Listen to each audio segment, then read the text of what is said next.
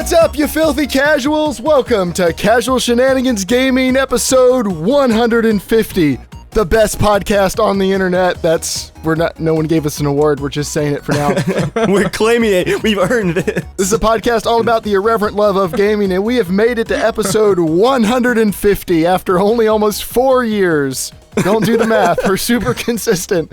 I'm one of your hosts, Jeremiah, and tonight I am joined by Dave.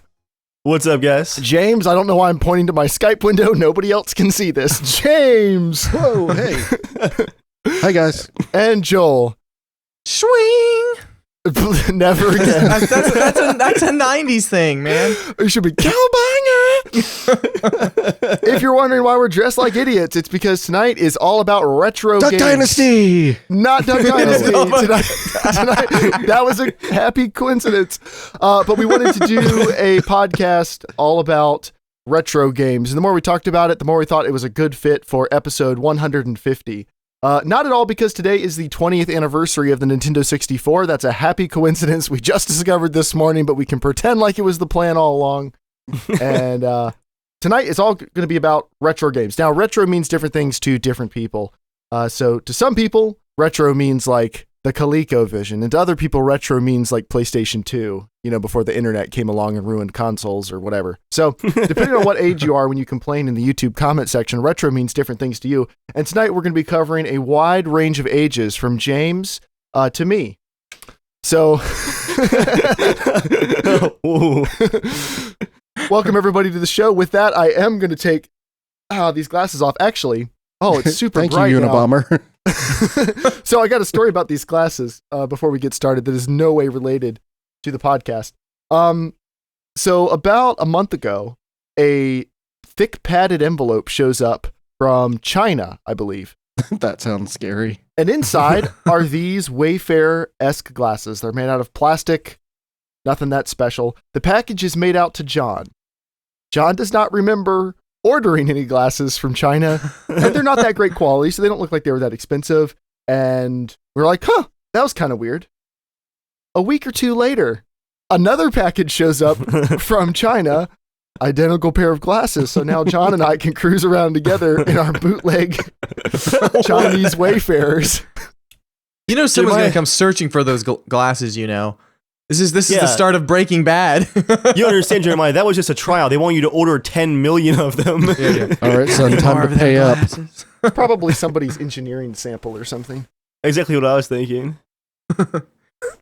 Anybody seen Fargo? Pick up the glasses. Some guy's like, those are the golden glasses. Is that how Fargo went? Well, they just find a bunch of money and they decide I was going to say, take it's it. been And a so really long someone's time since hunting I've it down seen for it. Fargo. I was like, it doesn't sound right, but I didn't really like that movie, so maybe I'm wrong.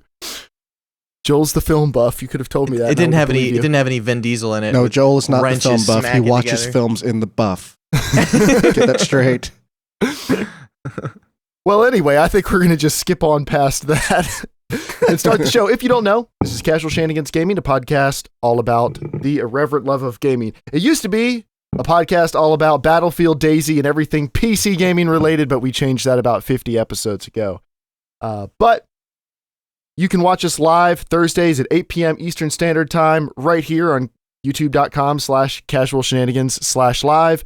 Or you can watch us on Monday mornings or listen to us on Monday mornings on iTunes and our YouTube channel and everywhere else this podcast goes live. We thank you, everybody, for coming out and watching us, especially those of you who are joining us live. We have a lot of people who... that are calling you Germ Cena in the chat. Oh, great. Why is that? No, why? What did I do? That's going to catch on. It could be And worse. his name is Germ Cena. It could definitely be worse. I won't say I love it, but I think this is one of those you better embrace it and pretend like you're not dying inside. You It's gotta better than the time we hashtag called now. you Hitler on the podcast. Yeah, like if one of them was going to catch on, I'd rather Germ Cena than Hitler. Like if I'm going to choose. You seem to like it. You're like, I don't know, he had a lot of influence. Cena or Hitler? Hitler.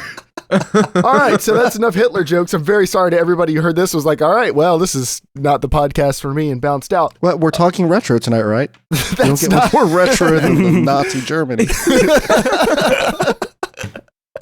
Oh, no. All right. We start the show like we always do with what are you playing this week? And this week, some of us didn't play anything, but Joel, what did you and James play? Ooh, we played some oldies, some super oldies. We played some Atari games, Atari 2600 to be exact. Now, James, you had this machine, right? You had Atari 2600, because I had the 800 XL, which had definitely better graphics than the ones we played. But we played probably about, I think, 15 games back to back. And we kind of played I'm sorry. until I died. So as soon as I die, we would just be like, screw that. Or as soon as we got tired, which would be about 60 seconds playing a game. So we kind of did a short montage kind of showing the various games and what they looked like. So for anyone who's never seen old Atari games or played them, you can kind of see how frustrating, how quick and crazy they were. So yeah, that's what we did. And we had a blast, though. It was hilarious. Sweet. Well, we're going to watch that now. And if you're listening to this podcast, the audio version, you should probably go check it out on YouTube later. But here is Joel and James's Atari montage. You guys ready? Yep. Count us down. 3, 2, 1. Oh, he's coming down. He's coming down. Come on.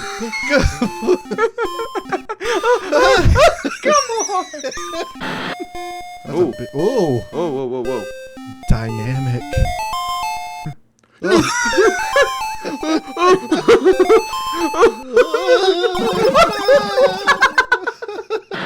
What am I? Are these little worms? That looks like little Come here. This is a lot harder. Oh, I'm just leaving without you. I'm leaving without you.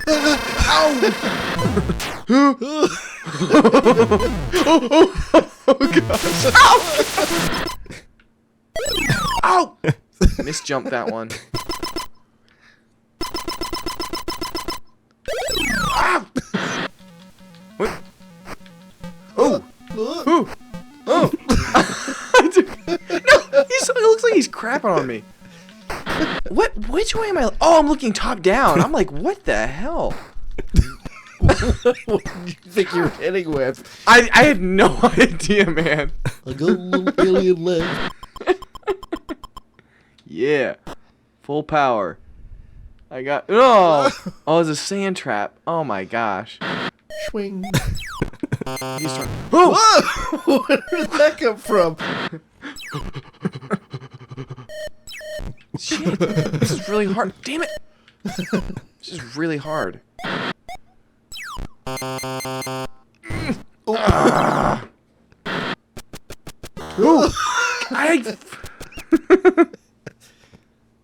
Come on, you have to admit, out of all the games you played so far, this Yeah. is pretty high production quality compared to the other ones. Yeah, it is. Oh, wait. What is going on? What the? What? Ooh! Oh, yeah. Shit. Oh, man, the sound. Oh! I'm so immersed right now. Oh! Too early. Jump. Can you jump?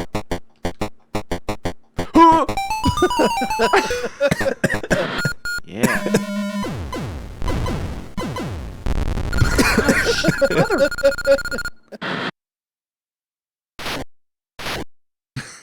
Are you supposed to hold a direction? Or you're... Wait, am I a 6? Oh, shit! Get it. Oh, gosh. That.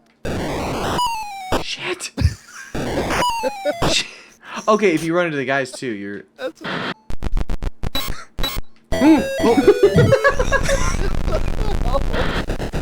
Jump over that thing. Go. Shit!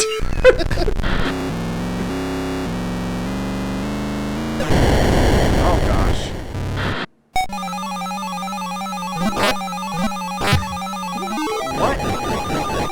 What the shit?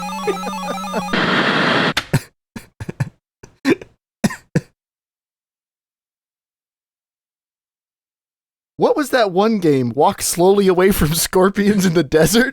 You never played that game? It was an old arcade game where you actually had a crossbow. Uh-huh. And it was like a light gun type game with a crossbow. And a Pied and Piper you had hat? you had to protect your little group. Uh-huh. And you could like choose your path, which way you're going to go. Uh-huh. It was pretty cool. Not really. My favorite is the one who, walking up the hill, like the eagle comes flying down, just like like immediately. Like there's not a second of like, oh, what's that? It immediately grabs you, you're dead. And there's no like, it's interesting, like those old games, like there's no like pause. All right, ready to go again. It's just, oh wait, did I die? Like it just seems like it just glitches to the next screen and the next life. Gosh, those games are amazing. My favorite one that Joel did was the Spike's Peak. You're like you start walking up the mountain, and as soon as the stage starts, the eagle comes down and kills him. Like he didn't even get like 2 feet. I mean, what are you supposed to do? Just run away? You're supposed to like duck down into this like little barrel thing, cave thing. I mean, Joel, did you play the tutorial section? all games on Atari were all Dark Souls. All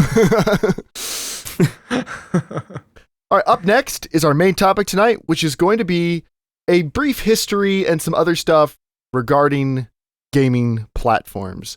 So, starting with kind of the first generations of console or arcade games and working up that none of us played.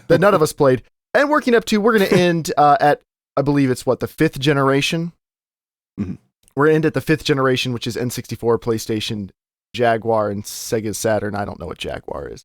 So, we're going to just go ahead and dive into this. James, do you want to start with the history of gaming storage, or do you want to start with the first generation of gaming consoles? This affects you more than the rest of us. That was just a link in there for our all right, gotcha. reference if we needed to refer to it. I don't know anything about the first generation other than I had no idea until I was doing any kind of research for this that Nintendo had a color TV game block. What's it called?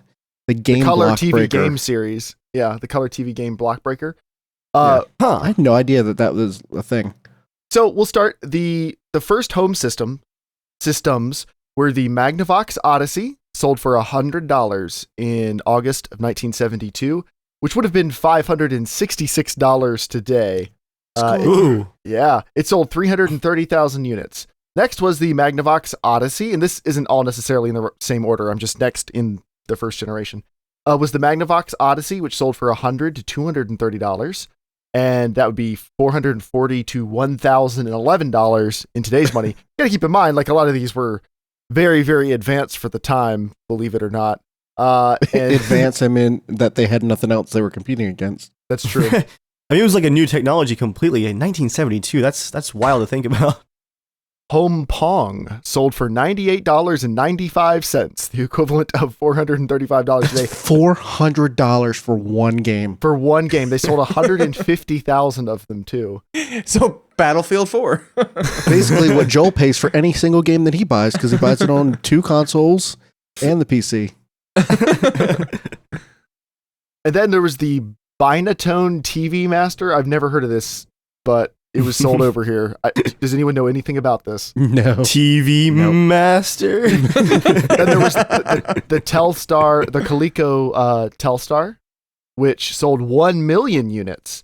And it sold for $50, the equivalent of $208 today. That's a pretty budget system right there. No wonder they sold 2 million. And while selling 3 million was the Nintendo TV game Block Breaker. And it sold for between $122 and $703. It only sold in Japan, so that's kind of converting their That's a currency lot dollars. for one country. It is, especially for kind of a new thing. Well, I guess Nintendo was a really established name over there, but yeah. So that's the first generation of gaming consoles. None of us played those. None of us owned them. None of us played them. None of us owned them. I actually had a Pong. It never worked, but we did have one, and then briefly for about a week. But Okay. that was it. I think it was my It was in your grandpa's, hands. actually. Dude, Yeah. you were so close to some of that I sweet touched Pong one. action. Well, I mean, I plugged You it were in, so but the little paddles, like because they weren't buttons or anything. It was just a straight like knob. It was broke, so like it would never work. I know It did turn on though. My dad had one of those. He was the right age to own one. He would have been like 13 or 14 when it came out, and he said he really enjoyed it. But up next is the second generation, and I'm going to let James take over for the second generation of gaming consoles. It gets a little more interesting. You've probably heard of more of these. So the second generation, probably one of the most popular out of that is the Atari 2600, which apparently everybody and their mother owned. I had no idea that sold so well. Yeah, it's a ridiculous amount. Just Pac-Man sold 7 million of them. Yeah, 30 million consoles. I mean, you consider that's more than all the previous generation put together. That's a pretty good jump. But what they had for the Atari 2600 is taking a very bastardized version of the arcade experience to your home console, which was kind of cool. But it sold for $200, which with inflation today would be $781. Ooh. Now imagine that it sold more than the Wii U. Ooh. Well, there were good games in the Atari 2600. That's why people kept buying them. I mean, you saw them. There were games. Obviously, There were games. So I wrote down a few specs because I wanted these are pretty fascinating. You know, we're talking about the Scorpio coming with 6 teraflops of GPU power. This had 1.19 megahertz for its processor. I love that it's got hundreds of a megahertz on there. Like Yeah, they're actually measuring seriously. things that slow. Like depending on how warm it is, I think my PC's megahertz goes up and down by a few. I mean, Like, you definitely fluctuate easily. But I mean, it also had that the entire 128 bytes of RAM, not Bytes. kilobytes, not megabytes, not gigabytes. Oh wow, bytes, you're right. Bytes. but 128 of them, Jeremiah. 128. Okay, how many bytes does literally like a 4-letter word take up space wise? It's a good question. Does he have any idea? Like, would I don't. one letter be like a byte? I'm No interested. idea. I'm gonna make a text document and just save the word hello in there. All right. While Dave does that, let's talk about. Do you want to talk about the Fairchild or the Bali Astrocade? I don't know anything about those. I just put in our document. I just put the ones that I actually knew cool. and people probably knew. Here we go. The word hello, 5 characters, is 5 bytes according to Windows. Cool. That makes Wow. sense. So scroll through a lot of text. So that's why they were limited on like, it's interesting because a lot of the old Atari games, I mean, if you're watching it, you can see when other characters are on screen, and this happened a lot on the NES too, when there's more people on screen, is they would flicker back and forth between being on and off the screen so they could keep more enemies on, because basically every other frame they would swap on and off. So when you slowed the footage down, you could actually tell that, especially I think for Ninja Turtles, games like that. And I think they did that a ton on Atari. It's like, oh man, a square block. Watching you play some of the games, Yeah. Joel, I couldn't see over Skype Yeah. because the refresh rate was too low. I couldn't see half the time you're on the screen. What was next? So Atari 2600. Actually, I want to read a couple more specs because I feel Okay. like this is kind of the big pioneer for game consoles. Sure. Resolution is 160 by 192. Mm. How would you deal with that now, Dave? You have to trade in your 1440p for 160 by 192. I just get like 9 graphics cards and just tile it across the whole wall. Just tons of little tiny screens. At any time, it could have 2 sprites, 2 missiles, 1 ball per scan line. 2 background colors and 2 sprite colors. And it had a total palette of 128 colors. But that's not all. You could also buy a driving controller for it. I just felt like that should be mentioned. It's just weird to think like those limitations, and like that was pushing the limit. Like that was like maxing out the system. And It's last but not least for Jeremiah, 4-bit audio. Mm. Mm. Mm. Mm. All right, what's the next console? The next console is the Atari 5200. Now, the Atari 5200 was actually kind of cool just because was that was after the Atari 800, right? Because I don't know how they are. I'm not sure. I mean, Atari 800 was after the 2600. It had way better graphics. It had 64 kilobytes of RAM, so it was definitely way past that. But it was backwards compatible with the Atari Yeah, it was. 2600. It's funny on our Atari, they like a big promotion was a help button, and it's just funny because that like translated still to some Dell computers for quite a long time. A help button. It's just funny how like that was the thing. Like it's got help, and you can put a basic disc cartridge in it and write your own code to surprise your wife with a Valentine's card, like that just is static. It's just an image where you spend like 18 hours coding, which Dave would do. It's next gen stuff. So the Atari 5200 came out a little bit after for $270, which would be the equivalent of $662 because it did come out a few years later. And it had a trackball controller. It had a significantly faster processor at 1.79 megahertz. Ooh. It has 16 kilobytes of DRAM. The cool thing I remember about that system is that some of the games talked. Like, it wasn't good, but like we were playing baseball, it'd be like, out, and out. It was like, I think those are words. But it had an 4-channel sound. How did it have 4-channel sound? Well, that probably means something different than nowadays. It probably means you could have 4 different sounds going at one time. Okay, yeah, that probably, because it is mono. It was mono. Okay. 5.1 surround Atari. And it sold for the equivalent of $662 in today's money. That's pretty nuts. Gosh. The ColecoVision surprisingly didn't do very well. Like we said, the Atari did 30 million. Let's see the number in here. I never had a ColecoVision. I've never actually even seen. I've seen one online, but I've never seen one in person. So the ColecoVision that generation had 2 million sold, but instead of a 1.19 megahertz processor, it had a 2.58. Ooh.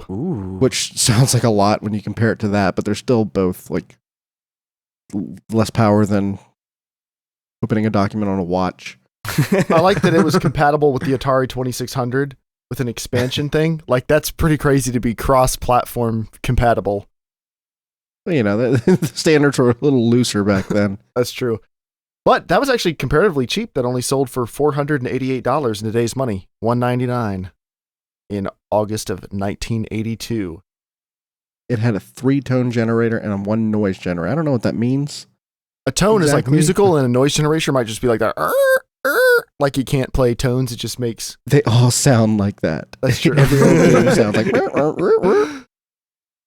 And then we had the Intellivision, which I had one of didn't these. have. You did? Yeah, my grandpa gave me his. He had one, and me and my brother, we took forever trying to figure out how to set it up. Because first of all, the controllers look, I have this coily cable like I was about to say cell phone, like a regular like cable phone, and it has numbers like a phone number pad. And it was just like, what the heck? But what you did, it had a little notch on the side, and you take a rectangle like image slider thing, and it would slide down kind of like you see it like, I don't know, like a Old Navy or something where they put in like the different prices and stuff. So you'd slide it over the numbers, and it would have let's say you're playing whatever game it is, like a tennis game or a baseball game, which they all look the same. You'd slide it over it, and it would show where the controls are for that game.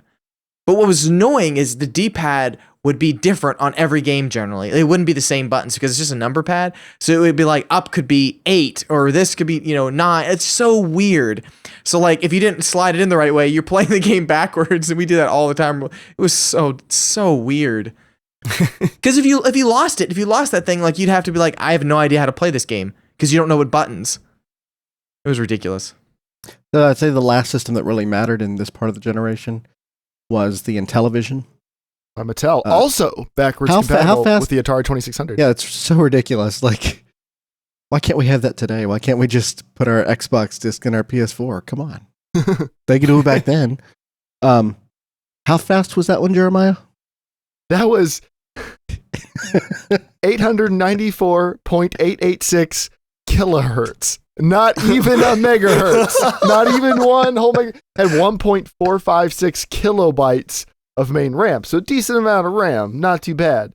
But it used cartridges. I mean, it was pretty much the same. The 3-channel sound, 1 noise generator. Very, very cheap, though. I'm just kidding. It was $299, which is $859 in today's money. Why would you buy one of those over a 2600? With the I don't 2600 think I've came ever out- Because it was heard- made by Mattel. I And guess. that was a household name, maybe. I've never actually heard someone say the word kilohertz before. Like, it's just like irrelevant. Like, why would you hear that in any kind of modern conversation, even like IT or tech? Like, it's just not relevant. All right, and then now it's time for the third generation of console. Before we games. go on, I just want to say It's Atari not time for the 2600 third generation. Sorry. Atari 2600 is what I started on. Okay. My parents had it, and I just happened to take to it. Those games are freaking hard, as Joel, easily found out. This wasn't the first time we tried playing a bunch of Atari games together. But yeah, it was a lot of fun. Good times, good memories. And there's supposed to be a Atari collection coming out on the PS4 and I think for PC as well that it's going to include co-op. Oh my. Online co-op. Definitely be doing a Yeah. Potato Masher video on that. Actually, Atari Vault at PSA, Atari Vault is on sale right now at Steam for $9.99. Is that all just those saying. games? What's that? Is that all those games? It's quite a few, but it's not all of them. Okay. They Well, gotta now be able to it's sell time- something else. For the third gen, which is the type of stuff that a lot more people are probably familiar with, except for the Atari 2600, which everybody's heard of. But Oh, yeah. third generation is where it starts getting into like the slightly more current stuff. So James, what do we have? So, having an Atari 2600, as the new consoles started coming out, my parents didn't go and buy me an NES or a Sega Master System right away. I got the Atari 7800, which was all. Let me pull it. It was I've never even- $140, equivalent to $302 in today's money. Went on sale in 1986 in May in North America, and worldwide in July of 1987.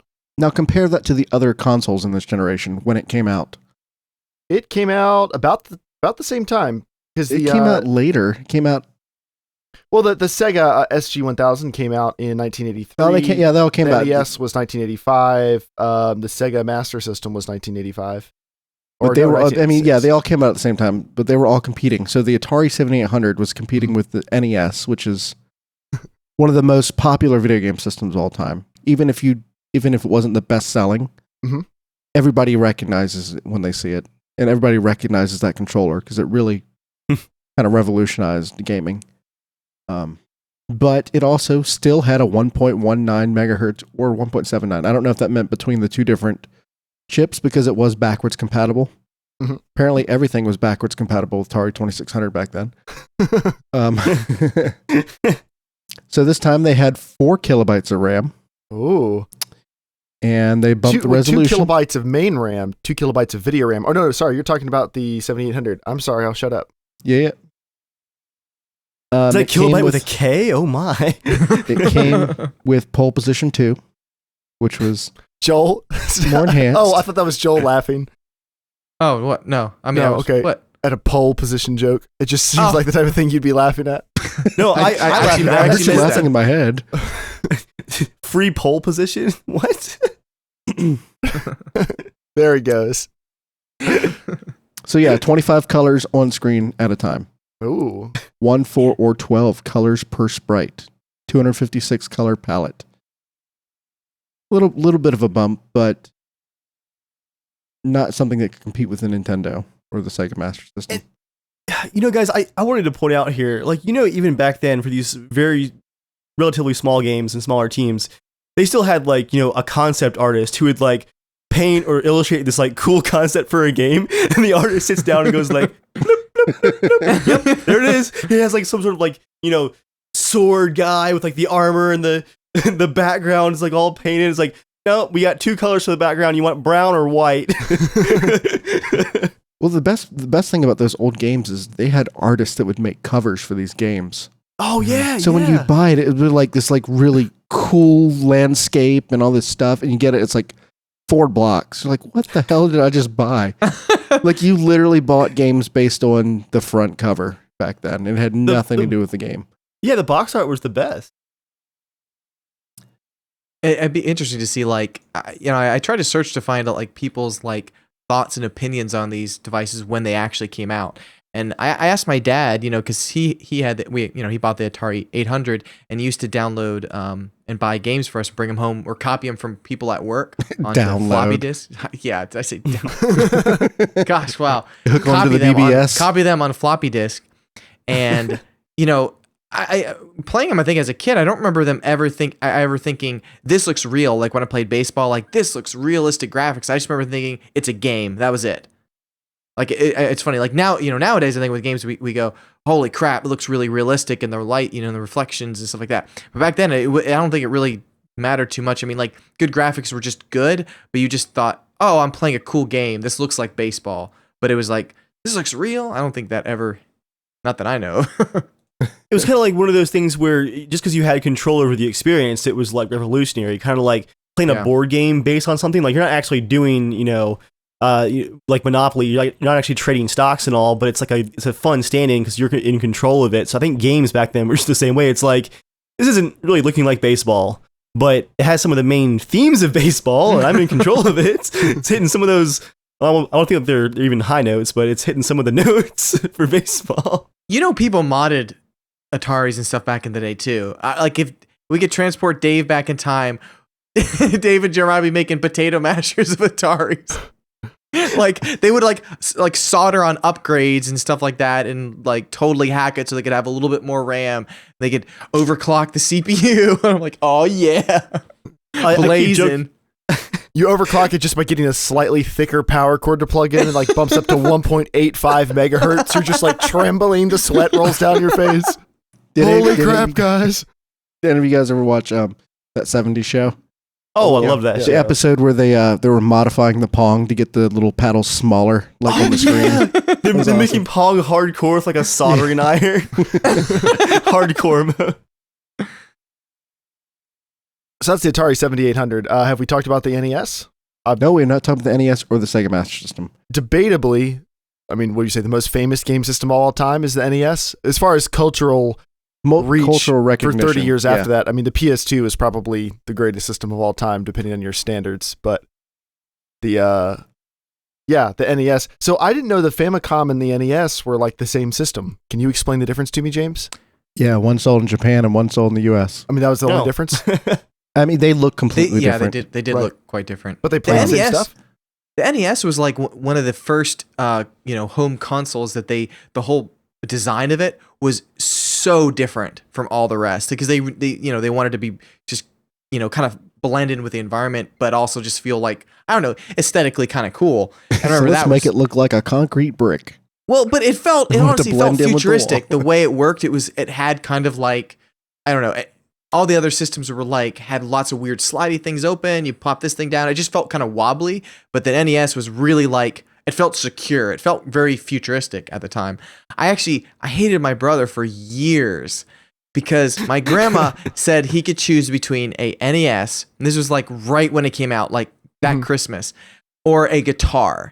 And he picked a damn guitar so he could learn to play music. He wanted to be a famous musician. I know. I was so pissed because she was going to buy us the light gun too. And oh man, it came with Super Mario Brothers. Oh my gosh. I was so angry because I didn't get an NES until probably I'd say but maybe how 7 old 8 was years Jer? afterwards. How old was he then?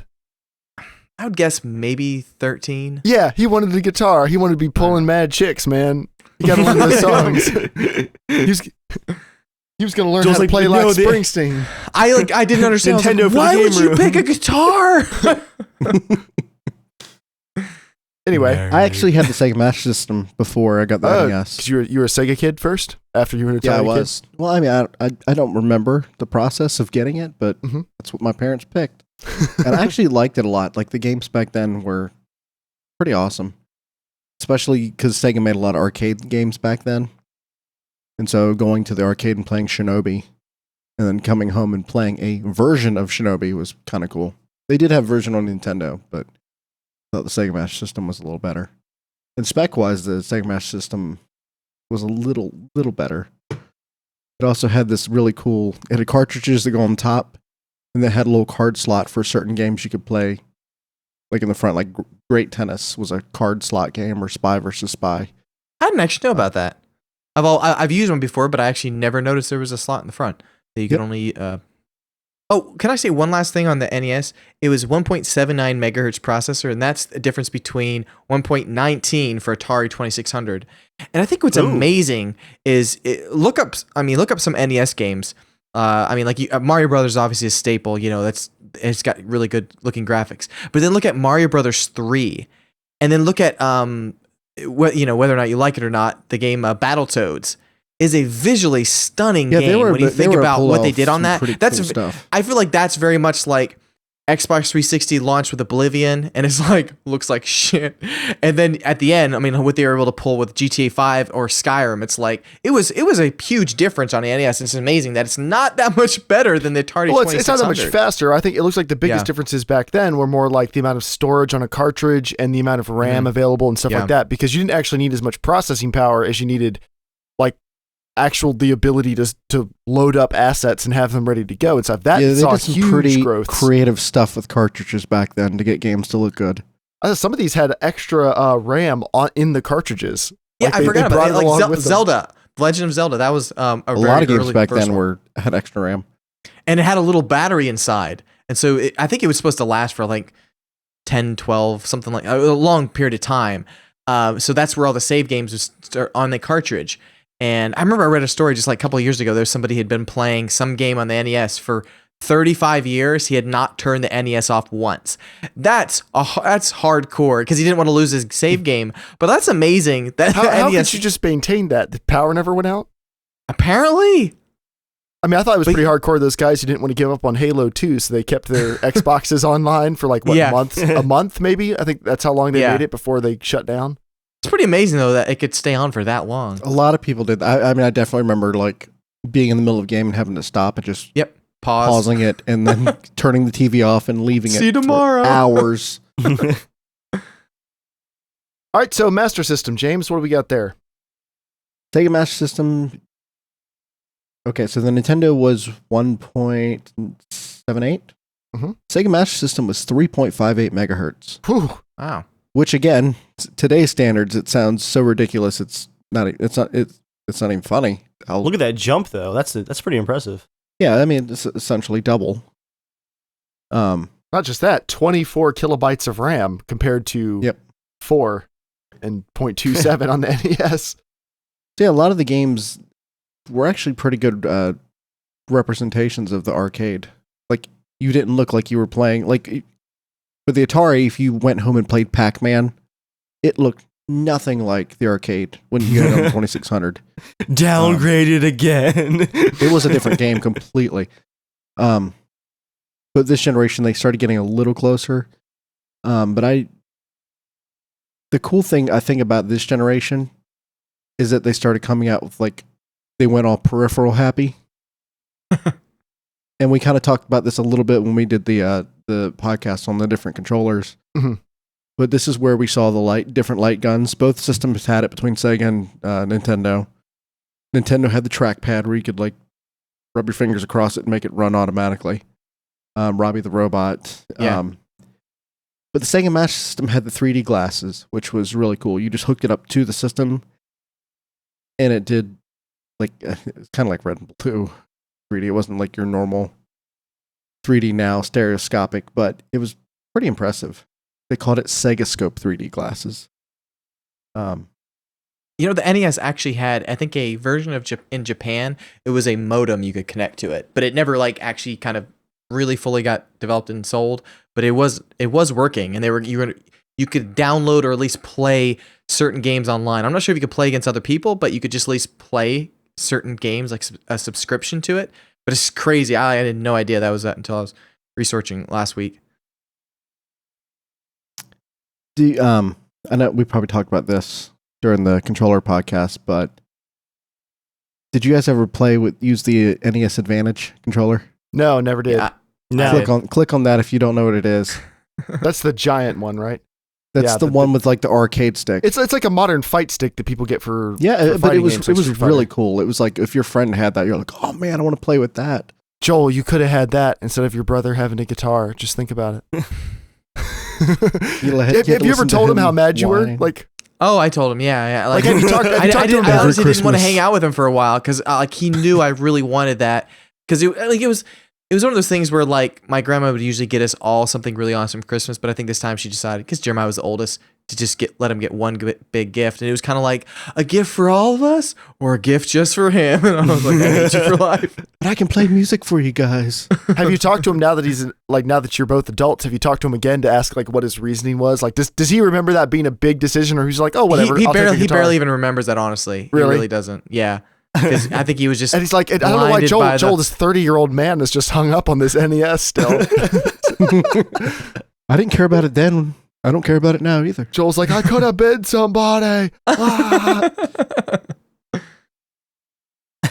All right. So, anything more about the Master System? No. Cool.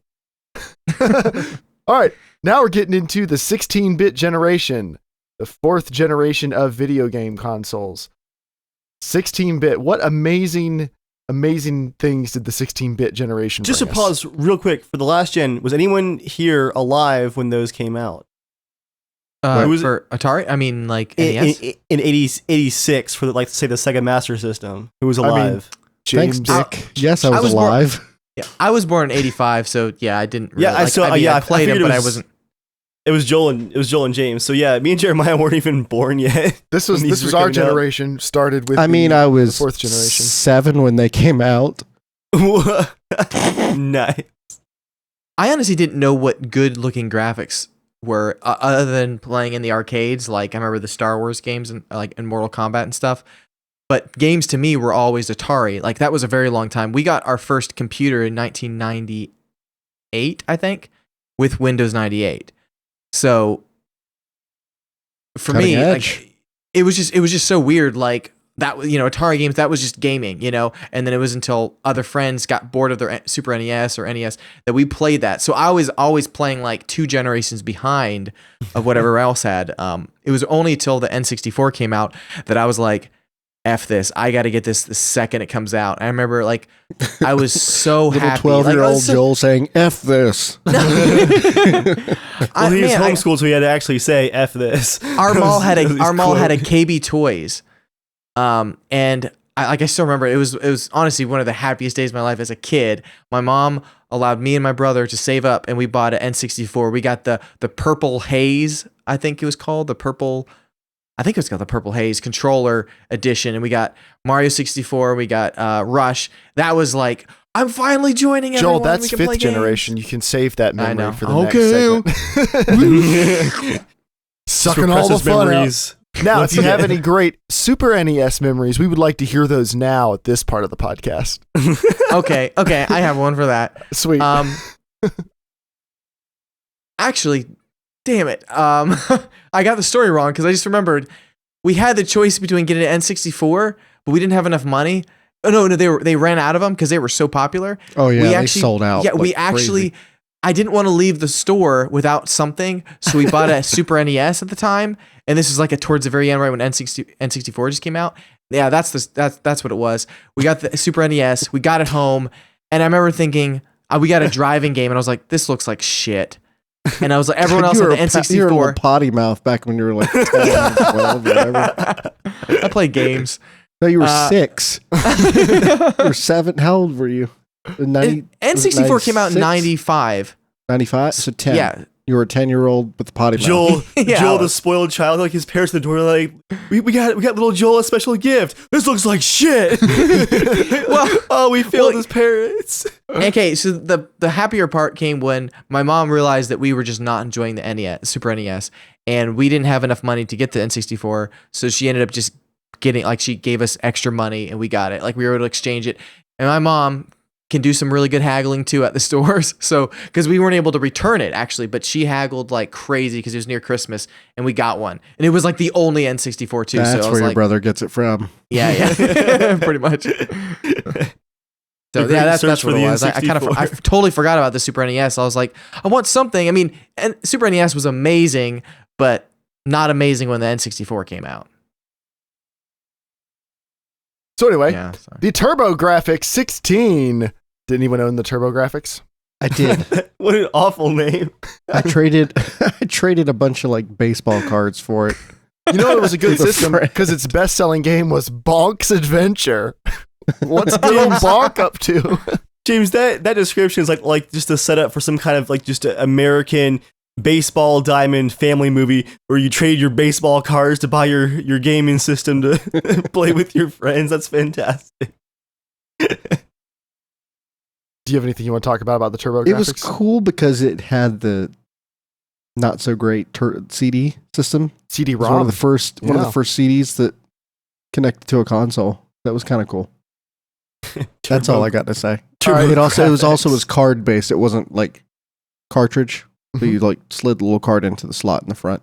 Now, I think it's interesting. Prices are starting to come down. Now, the Neo Geo sold for the equivalent of, let's see, they're not coming down. They're staying the exact same all the way across. Well, no, the gold version of the Neo Geo sold for $1,129. Oh, well, the Neo Geo, that's its own thing. Right, and then $700 for the silver version. But remember, the other ones were going for like $600, $700, $800 for the previous generations in today's money.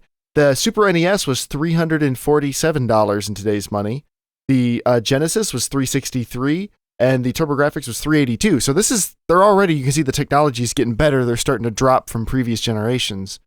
I think that's pretty impressive. It's funny that they all stayed $200. That's how much a console must cost. For now until Kingdom Come, $200 it will be. And I love the little dick move that Sega did here. Super Nintendo's $199. Sega, oh, we're $189. We're cheaper. But these got prices righted. This is one of my favorite console generations, just because it's really started the rivalry between Sega and Nintendo. That lasted a real long time, all the way to the next generation. It was a lot of fun though. I mean, because I remember like it was always debated of like NES or Super NES or Sega. For me, I didn't have one, so it was just like, who can I wheel and deal to let them into their house? Let me into their house so I can play Mario or I can play Sonic. Dude, Sonic. The first time playing that game, I remember playing it at Toys R Us when it first came out. That was a mind-blowing game. It felt like I was playing a legit real cartoon. Like, it was just. Yeah. The sound effects were phenomenal too. Like when you could hold the down button and then tap the B button, I hated the Sega controller, honestly, but such a freaking good game though. Is that what you would do, Joel? You just go over to all your friends' houses to try out all their consoles and eat their cereal and their candy and their soda? Yeah, I would. We'll try all their consoles. I used to have dreams. Half-drunk juice boxes around. I used to dream about, because back in the day they would have the, do you guys remember this? And for Toys R Us or different stores, you have a shopping cart and you're allowed like 1 hour or it was maybe less than an hour. It was like maybe 10 minutes and you can grab anything you want. And whatever you can fit into your cart and get back to the finish line, you get a keep. I remember that was like a huge thing in the 90s. Look it up. Oh my gosh, that was like my dream. Jonah and I, we used to pretend like when we go to Toys R Us, like we would sweep all these N64s into our car. We do this, like we would just get Nerf guns and stuff. Oh, so I'm like, yeah. I woke up many times going, oh, it wasn't real. Why do you tell such sad childhood stories? Our mom couldn't afford the 64, so we got the older system, but we hated it. But it's okay, our mom tried so hard to get us what we wanted. We got to dream about having the nicer things, then we woke up and we're like, oh, then went back to pushing our shopping cart around, collecting metal on the street. So, James, were you still a Sega kid at this point? Actually... Are you a Sega adult? he was a Sega teenager at this point. Well, I had because it just worked out to where the Christmases were a year apart. Or no, actually it was 2 years when the Super Nintendo came out. So I had the Sega Genesis like the first year it came out for Christmas, and then the first year the Super Nintendo came out, I had that, and then cool. It was all history from there. Like I was all in. Were your friends? Do you remember your friends being kind of split along Sega or Nintendo? No, I think at that point I was one of the only ones with like the current gen, because I still had like the NES and played that a lot, but I had to have the hot and shiny, which was awesome. Like when Super Nintendo came out, it was revolutionary in that. Mode 7 was really cool. It was able to like enlarge pixels and make objects look like make parallax work really well. Like when you're playing Teenage Mutant Ninja Turtles, Turtles in Time, you would throw a foot soldier and it would like fly to the screen and get big as it hit the screen, and then, which was really cool for a game back then. Dude, Star Fox on a Super Oh NES. yeah, Star Fox. That was like, what, 3D? Yeah, technologically, they did a lot of really cool stuff with SNES, and the sound was amazing compared to Donkey Kong Country. I think had one of the best like sound effects in any game. I think Metroid was amazing too, but Donkey Kong was like, holy crap, phenomenal music. And like I think it had a lot of pre-rendered graphics. That was kind of like when they started doing a lot of really good scrolling backgrounds and stuff. Oh yeah. Well, I mean, the Sega Genesis had 6 FM synthesis channels, voices. Skipping down, it had 8-bit samples, 8 to 22 kilohertz sampling rates, whereas the Nintendo had 16-bit audio, 32 kilohertz sampling rate, and it had 8 different channels that it could use. And they did some really cool stuff with MIDIs back then. Like, we were able to use like reverb effects and all kinds of stuff. So like you would hear something on the Sega Genesis, like, and then it would be like super clear on the SNES. It's like, whoa, this is so cool. And you know, games like I forget what it's called, Battletank had like little semi-animated intros and stuff on the screen. Like they'd have like the little like 40 different frames of like a tank animating on the screen. It's like, whoa. But the Sega Genesis did come out with the Sega CD, which I had, which was awful, but it did have FMV, which brought us great gems as Sewer Shark. Full motion video. Yep. Sewer Shark and Night Trap and all those great games. And Sewer Shark sounds like a real winner. They used to have these, I forget what they're called. They were music video packs, and you could interact with the music video. But they had one for Crisscross, and I forget some of the other artists. But it was just kind of funny the route that they went with the first like foray into CD based games. I played Jurassic Park on the CD, Sega CD. I loved that Jurassic Park game. I don't know why. My brother liked it. I hated it. So whenever he'd walk away, I'd always like honk the horn on the truck. And so the T-Rex or like Triceratops would always like impale him when he'd come back. How did I die? I'm like, I don't know, Jer. You just said something wrong. You should have got like, the NES instead of the guitar. Maybe we could play another game. I was a dick. One of the games that's still around from that generation, like pretty popular, is Sonic CD, which has managed to. Where is it popular? Like, how do you play it these days? You can play it on computer. You can play it on phones. It's been on. It's just one of those ones like PS3. It's just been ported to everything. Yeah, like Pac-Man. And the music was really good because it was a CD-based game. So, like it was the regular Sonic-looking game, but like this like beautiful CD soundtrack that goes along with it, which was kind of cool back then. Is it time for the 5th generation? It's time. Oh boy. So the 5th generation is really where I guess probably Dave and I were, interested at that point. Man. Well, I was going to say about the previous gens, I owned a lot of those, and sometimes several of them for both me and my brother because of yard sales. We would just like buy just giant boxes of old systems. So even though like around the time that I was getting those was around the actual 5th gen, like the N64 times, I was going back and playing a lot of the classics at the same time because of yard sales. We just buy giant boxes of old games and old TVs too. Crappy old TVs. SNES is still one of my favorite consoles of all time. Yeah. It's just, it was really well made. The controller it added, instead of having the 2 buttons side by side, it added 4 buttons on the front and then the shoulder buttons. And so in a lot of ways, it was revolutionizing how we play games. I mean, that has stayed with us. I mean, we talked about that during the controller podcast. And if you guys have not heard that one, you should definitely go back and listen to us talk through the different It'll be a nice compliment to this one. But as a cap off of that generation, the Super NES sold 49.1 million. The Mega Drive sold 30.75. The TurboGrafx 10 million, and then the Neo Geo sold less than a million. Sold 980,000. So let's talk about the Neo Geo really fast Okay. before we move on. Did you guys ever play any of the Neo Geo arcade games? I don't know anything about the Neo Geo other than I've heard the name before. Neo Geo had some amazing games, honestly. The Neo Geo was an arcade, and they, instead of making a console to then port their games onto, they literally made a console out of their arcade hardware. And so these are like huge games. Like the games are like freaking big.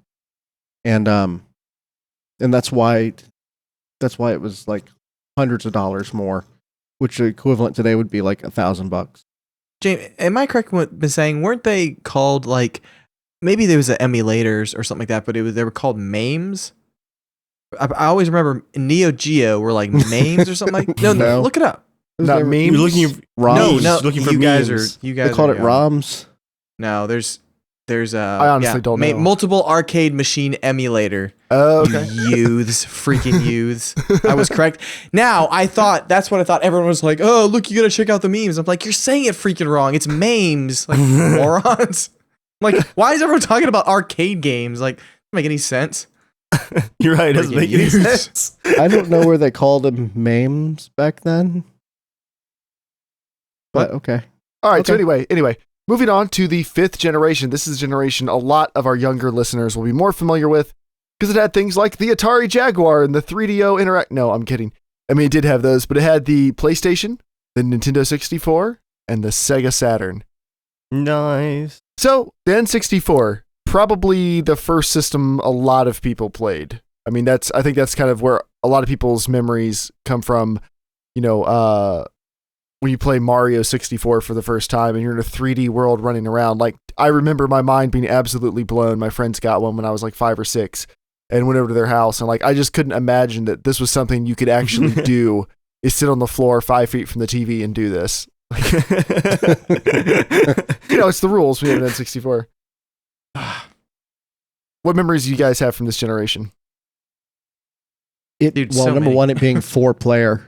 Oh yeah. Built in. Only on the Mario N64. Party on N64. That was my uncle had one, and we played Mario Party 1, 2, 3, and I think just 3. And then by that time I was a lot older and I was playing other games. But like, that's one thing like you just do not have anymore nowadays. You know, like you can if you want to, but because it forced you to really be that close together, because the controllers literally would not go that far, you know? I mean, like, it physically locked you in to a close knit, and that was a very, like, just, it's so different. It's very different. Like, I mean, like, did you guys get to experience that much playing? Yeah. Like, with like a big, like, I remember it was like, bring Mario Party, we're getting pizza, drinks, and we're playing that all night long. Like, just being a little older, I was allowed to play GoldenEye and stuff like that. Yeah, but my first console was a GameCube, so I never owned one of these, but I had lots of friends who had them. So like, our best friends growing up were right down the street and they got an N64.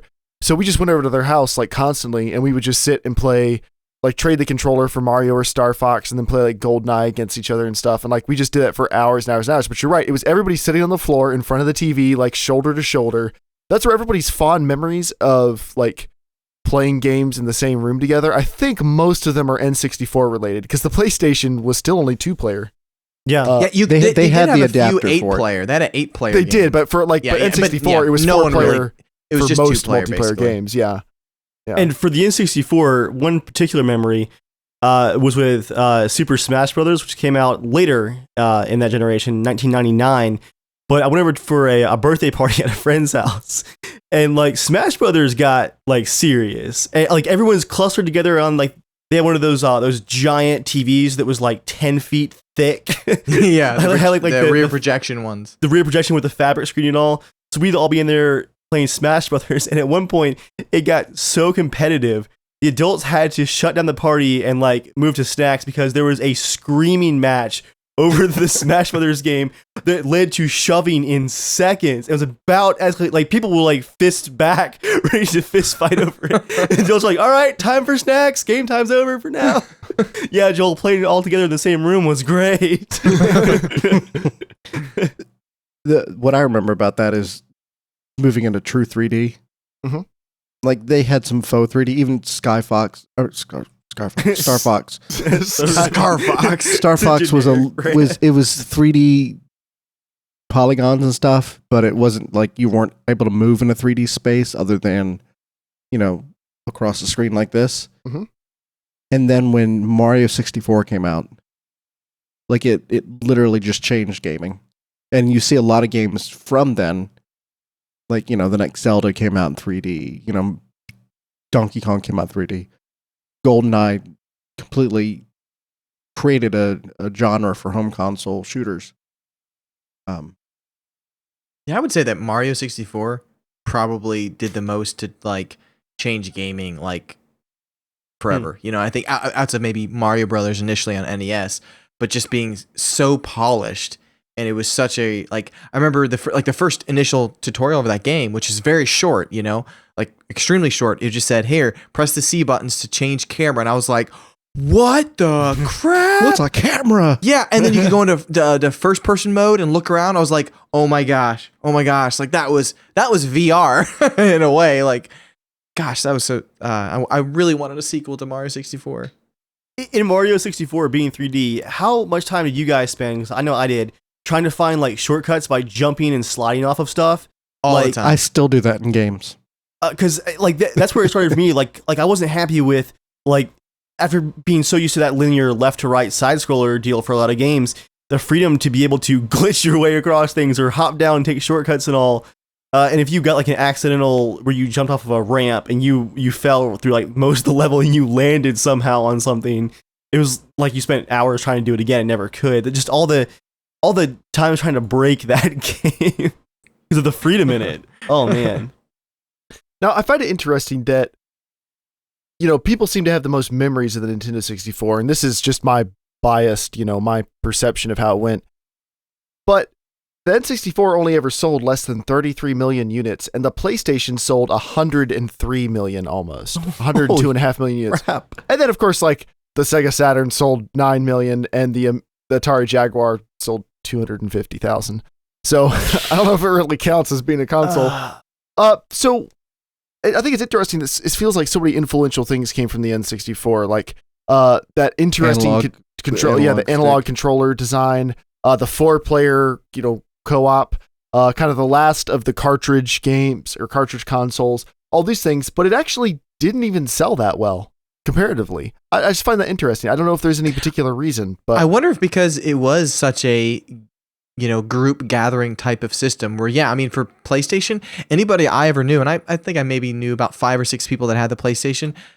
I don't remember once like ever, hey, let's play a co-op game. It was just always, hey, check out this. It's a single player game. Another single player game. All my friends with PlayStations, I go over and check out Gran Turismo. Great. Yeah. It loaded for 10 minutes and it was like, nah, no thanks. But I think N64, you pop one cartridge in and you could remember, just walk over to the neighbor's house. Here you go. Let's play the game. You just borrow it. Oh yeah. I think it was such a, and so I think if it was 34 million sold or whatever he said, I think it's more 4 times that amount because it would always be getting people to play games together. I think. I don't know. Maybe, I bet it's probably because of that. I think it was almost like the Wii of its time. I think also Sony popping in with the first CD-based system, Yes. like standalone system, really made a difference. And if you guys aren't familiar with that story, I'm sure you are. But No, if go any ahead. of our listeners give the aren't short familiar version. with the story, Yeah. Sony and Nintendo actually had a partnership to make an add-on for the Nintendo SNES. And it was supposed to be called the PlayStation. And I think Nintendo then pulled out and went to Philips, maybe? Or Panasonic. I can't remember which company they went to. Mhm. Basically, they pulled out of that relationship. And Sony said, you know what, fine, we'll just make a console by itself. And while it was power-wise, it wasn't as powerful as the SNES, or the Nintendo 64. Having that CD format was able to add a new element to games. So you got a lot more interactive videos and stuff like that. Although the Sega Saturn was also CD-ROM, and that didn't really seem to help it out either. So, good games kind of make a difference. Well, you also have Sega declining at that point, making a lot of bad decisions. And they didn't have the third-party support that Sony did. And Sony being a big, big brand worldwide, I think it'd be easier to get developers behind it and say, hey, we're making this. You guys want to support it? And, on a CD format, that looks good for the company too. I never honestly really, I never owned a PlayStation, the original one, or a PlayStation 2. I was never really into the PlayStation. I thought the graphics always looked like garbage because, it always took forever to load a game on PlayStation. Like, there was a few games I enjoyed. I think it was like a couple like action RPG type games. But for me, I love the Nintendo. I think I just love the cartridge.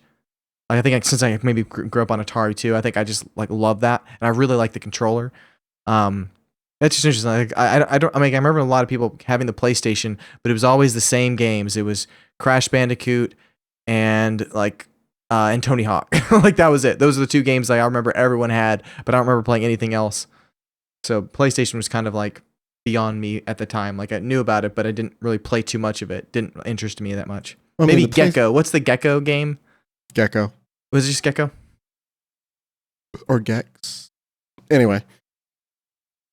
PS1 did have Final Fantasy VII, which is arguably one of the most iconic games of all time. It also had Metal Gear Solid. Metal Gear Solid. That and was Gran a Turismo. Fantastic game. Yeah.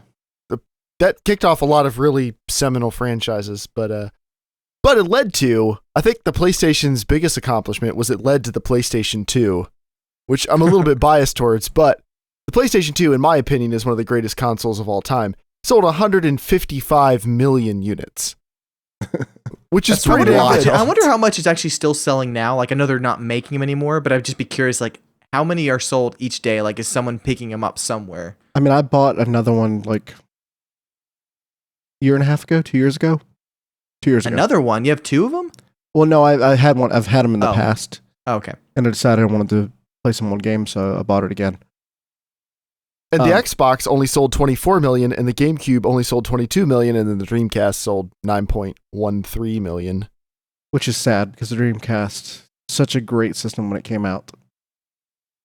Was it? It had the freaking gigapet thing you could put into the controller, and the cord went out. Weird decisions aside. Crazy Taxi. Yes. It was okay. That was amazing. It was it was very popular in the arcade. Yeah. Fantastic port. Right? Mm-hmm. I think for me, the Dreamcast was hey, do you want to play arcade games at home? Or at the Atari days, it was that was cool. But I felt Super NES and Sega was hey, we have our own games, not just arcade games. And so I think when Dreamcast came around, I was yay, we can play Virtua Fighter and all those those type of games. I was I played all those in the arcades. I'd rather have something special to the Dreamcast. But I did want the little gigapet thing because I thought you could play games outside of the Dreamcast, but it ended up being gigapet games. Joel, Tony Hawk, come on. Which it was okay. It was okay on PS1, but when it hit the Dreamcast, it was all that graphics were clean. There was not all the crazy aliasing and stuff, and it was so much better. And it was a cool. It was a cool. And then the PS2 system, came out. But before we move on, technically, back in the, I guess we've moved on to the 6th generation. Yeah, we are. So back to 5th for a second. I did want to mention the Atari Jaguar, which is one of the most ridiculous consoles of all time, I think. In what way? Every way. The games for it were awful. And the few games that were cross-platform, they had these really weird versions of the game. Alien vs. Predator was probably one of the better games, but it was still just awful. It was a really crappy-looking Doom. Man, one of the first games I played, Trevor McFur or something like that. It was this weird shooting game. It was awful. And Cybermorph, that's the one, you have this little green head that's talking to you, a little alien green head. And you're flying on this fake 3D world, and you hit something where did you learn how to fly? Oh my God, I want to throw my controller at the screen. But it had the regular controls on it, and then it had the number pad. And I think this is what we rated the worst on our controller podcast. Oh yeah, a numpad. Yeah, I wonder why. And it was it was expensive. It was more expensive than the other ones, but they kept touting that it was 64-bit. But it was really like 32 bits split, whereas like the Nintendo 64 actually had 64-bit processor. Mm-hmm. So that was the bastard of the generation. Wow, that controller. Yeah. That's like the fat Xbox controller. So yeah, back to that. A good segue to back to the 6th generation. I find it interesting. I'm reading on Wikipedia these specs here. The Xbox was so much faster than every other console. The PlayStation 2 had a 294 megahertz processor. The GameCube had a 485 megahertz processor. The Xbox had a 733 megahertz x86 Intel Celeron Pentium 3 hybrid chip.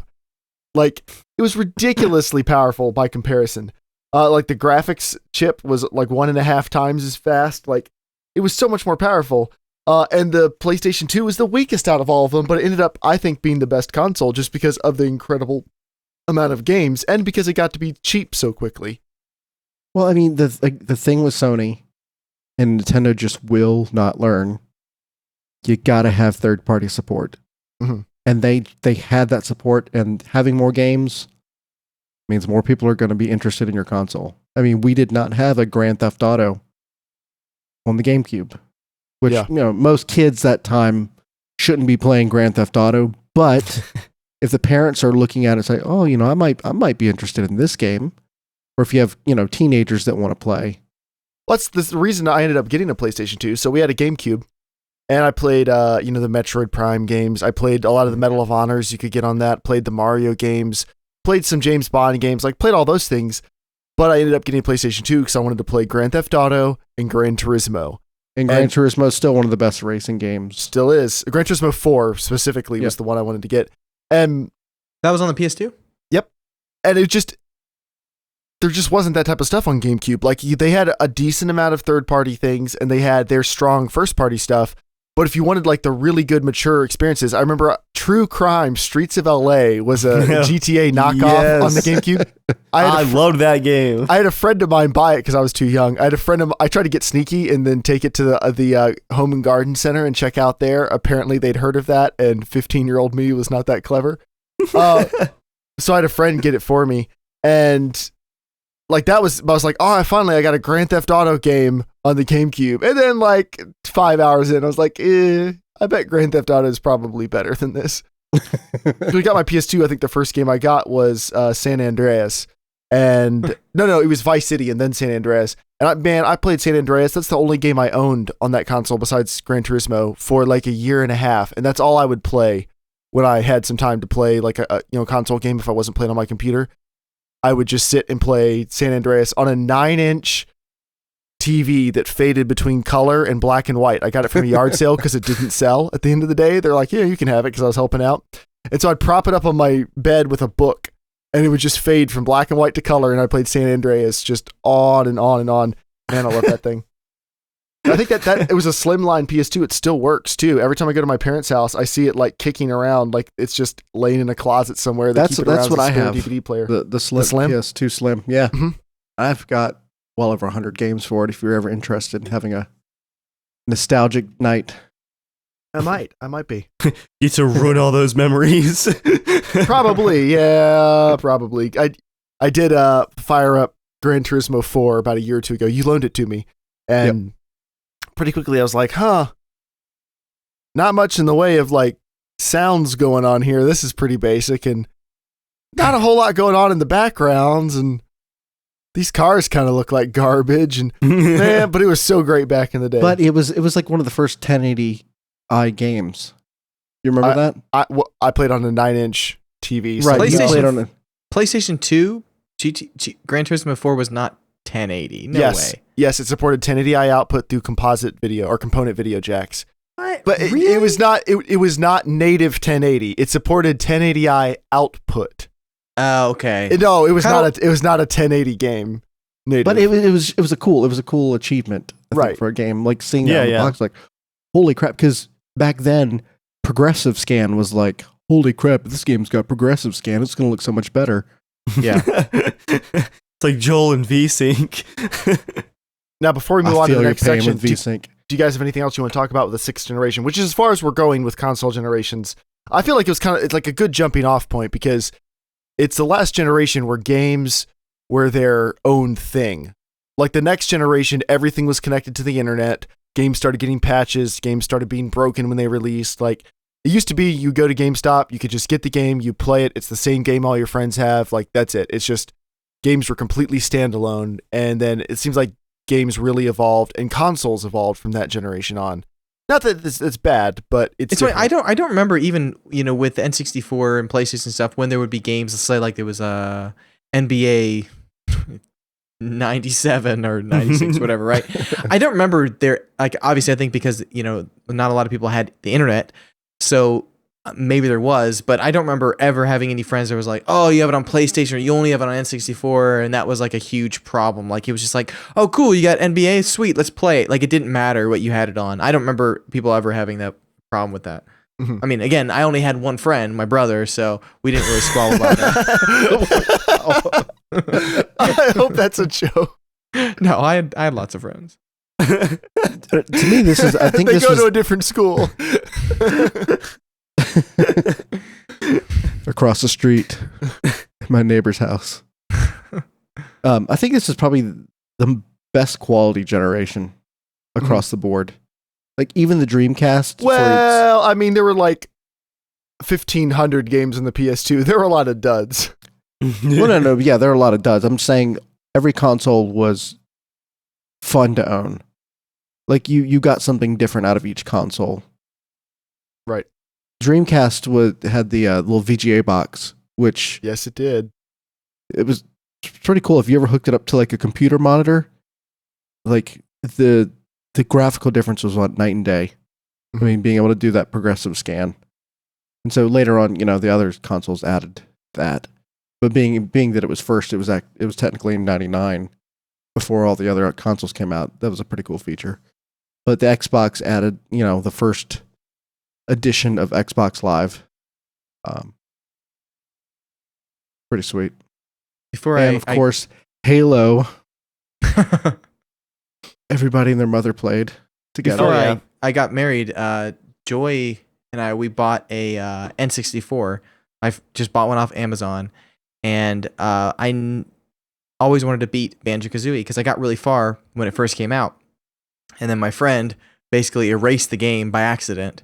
Of course, like that's Joel, when, your luck is I know games. that's when it started. That was my first time like ever like really erasing a game, and it wasn't my fault. But anyways, I rebought it again, and we replayed through Banjo-Kazooie 1, start to finish. I loved it, and on the 360 you could buy Banjo-Tooie, which is a sequel, and it was funny. Like it looked better because it ran in 1080p or whatever on it. And I was like, it's not the same. Like it just felt weird playing it with the 360 controller. I couldn't barely get anywhere, and I was like, I didn't enjoy it. I was like, man, I think I might have to get an N64 again to play it on the true system it was on, because it felt weird. Like it I don't know. It's hard. It's like when you're like locked into a certain type of specs and how the game is, it feels better for some reason. Like I was like, but it was just funny. Like it was such an awesome experience playing on it. Joel, you buy the game, bring it over, and we can play it on my little tube TV. Oh yeah, I've got just for old consoles. I wish Nintendo. Sorry, go ahead.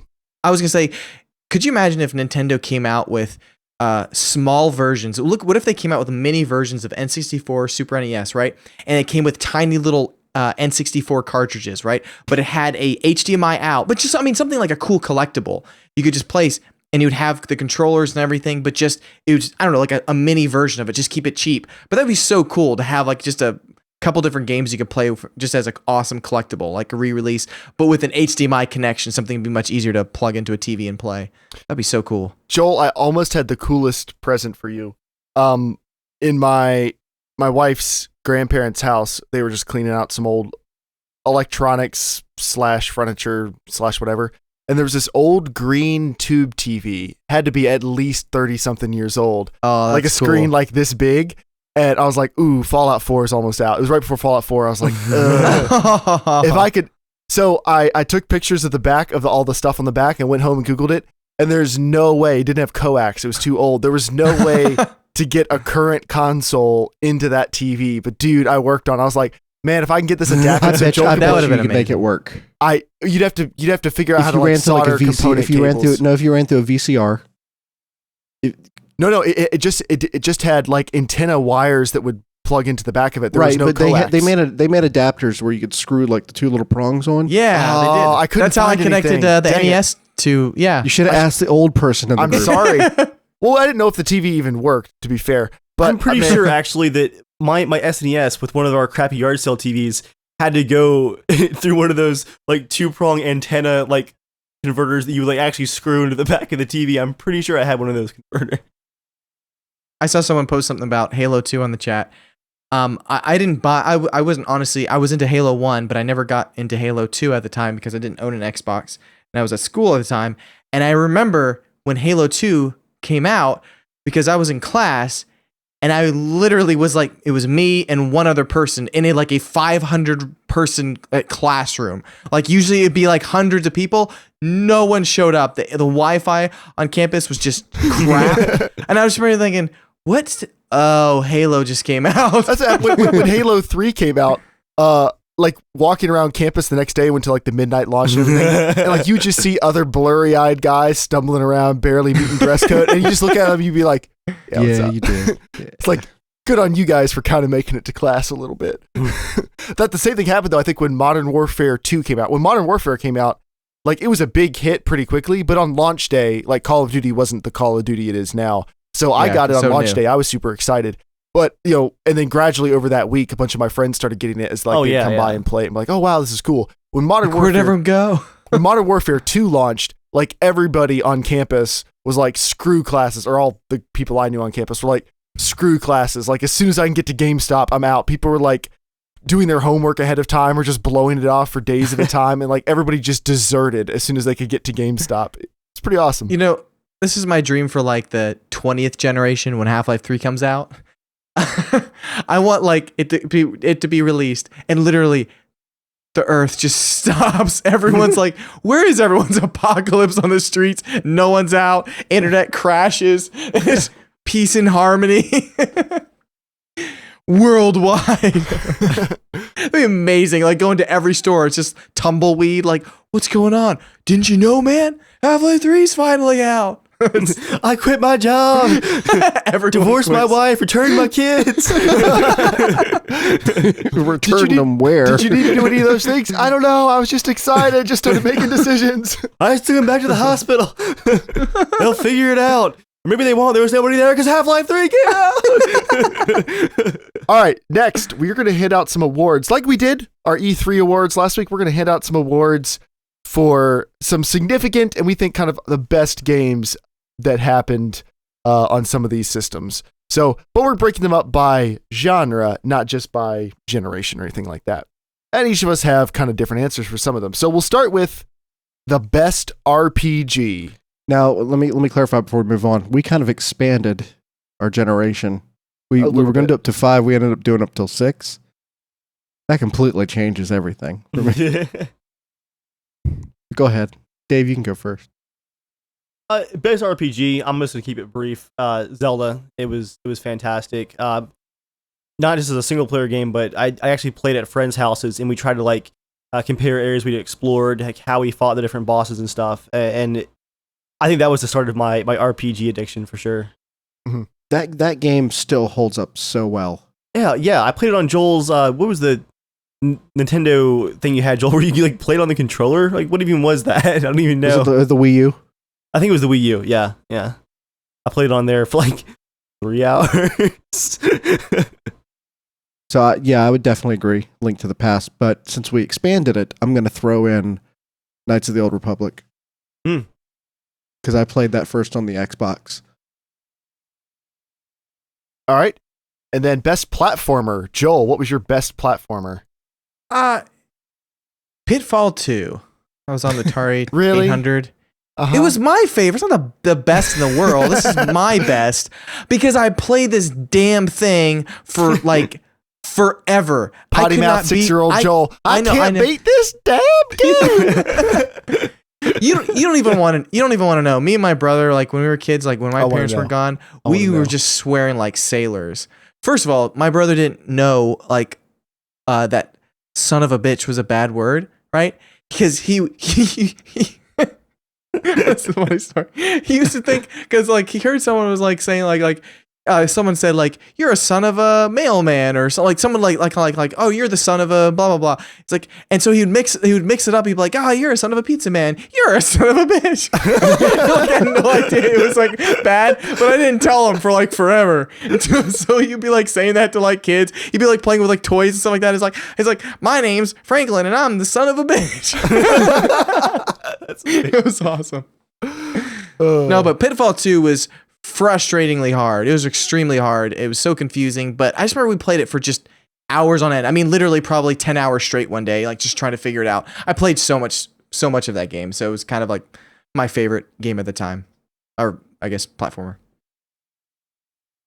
All right, my favorite would probably be Mario 64 or Super Mario Brothers. I'm going to go with Mario 64 because it was a little more influential for me. I don't have to explain why. Everybody knows Mario 64, the best. Yeah. I will definitely agree with Mario 64, but I'm going to also add Super Mario 3, just because it changed up the quality of games on the NES so much when it came out. Like, it was a legit game that came out. And Dave? I'm going to go with Donkey Kong Country. I mean, you guys listened to some classics, but Donkey Kong, I think that had like the most replayability for me. I'd go back and try to get all the bananas, and I played those stupid minecart levels over and over and over again. Those minecart levels were amazing, and the pre-rendered graphics, like turned into sprites, were amazing. That was ridiculous. I was like, wait, like is this 3D on a SNES? Like, how do they do this devilry? All right, what was the best racing game or your favorite racing game, Joel? San Francisco Rush on the N64. Again, me and my brother, we played the crap out of it, and one of our favorite things to do was you could play on the sandbox mode, and it just had ramps and stuff like that. And we got this one special car. It was the Mountain Dew rocket car that we finally got via like a password code that we had to print out on a printer because like from a friend's house, so we could bring codes. We typed it in, but it would go so fast if you hit just the right corner, you could glitch through the wall. And supposedly there was like tons of Easter eggs and secrets if you could glitch out of the map, and we just love that. But yeah, that was one of my favorite racing games. My favorite was Need for Speed 2 on the PC. I loved this game. I mean, I played tons of all the different modes and stuff, and I played with a keyboard and mouse. I never had a controller on the PC. Wow. I played so many racing games with a keyboard and mouse, you'd be surprised. Actually, pretty much the entire Need for Speed series up until Underground, I played with a keyboard and mouse. But Need for Speed 2 had lots of really cool cheat codes. You could turn into a telephone pole, a telephone booth, a school bus, and a bunch of other cool things. And then it just had some sexy cars. Like, because of that, I love the McLaren F1 always and forever, my ultimate dream supercar. And then, but also I'd like the Ford GT90 and a Jaguar, that Jaguar XJ220, I think. Just some really, really exotic cars. And just even now watching the intro video, tears to the eyes. But James, what was yours? So we expanded it. Are you also going to include Gran Turismo 4? Need for Speed 2 has a better place in my heart, but for actually like learning how to drive cars properly and stuff in a game, Gran Turismo 4. Yeah.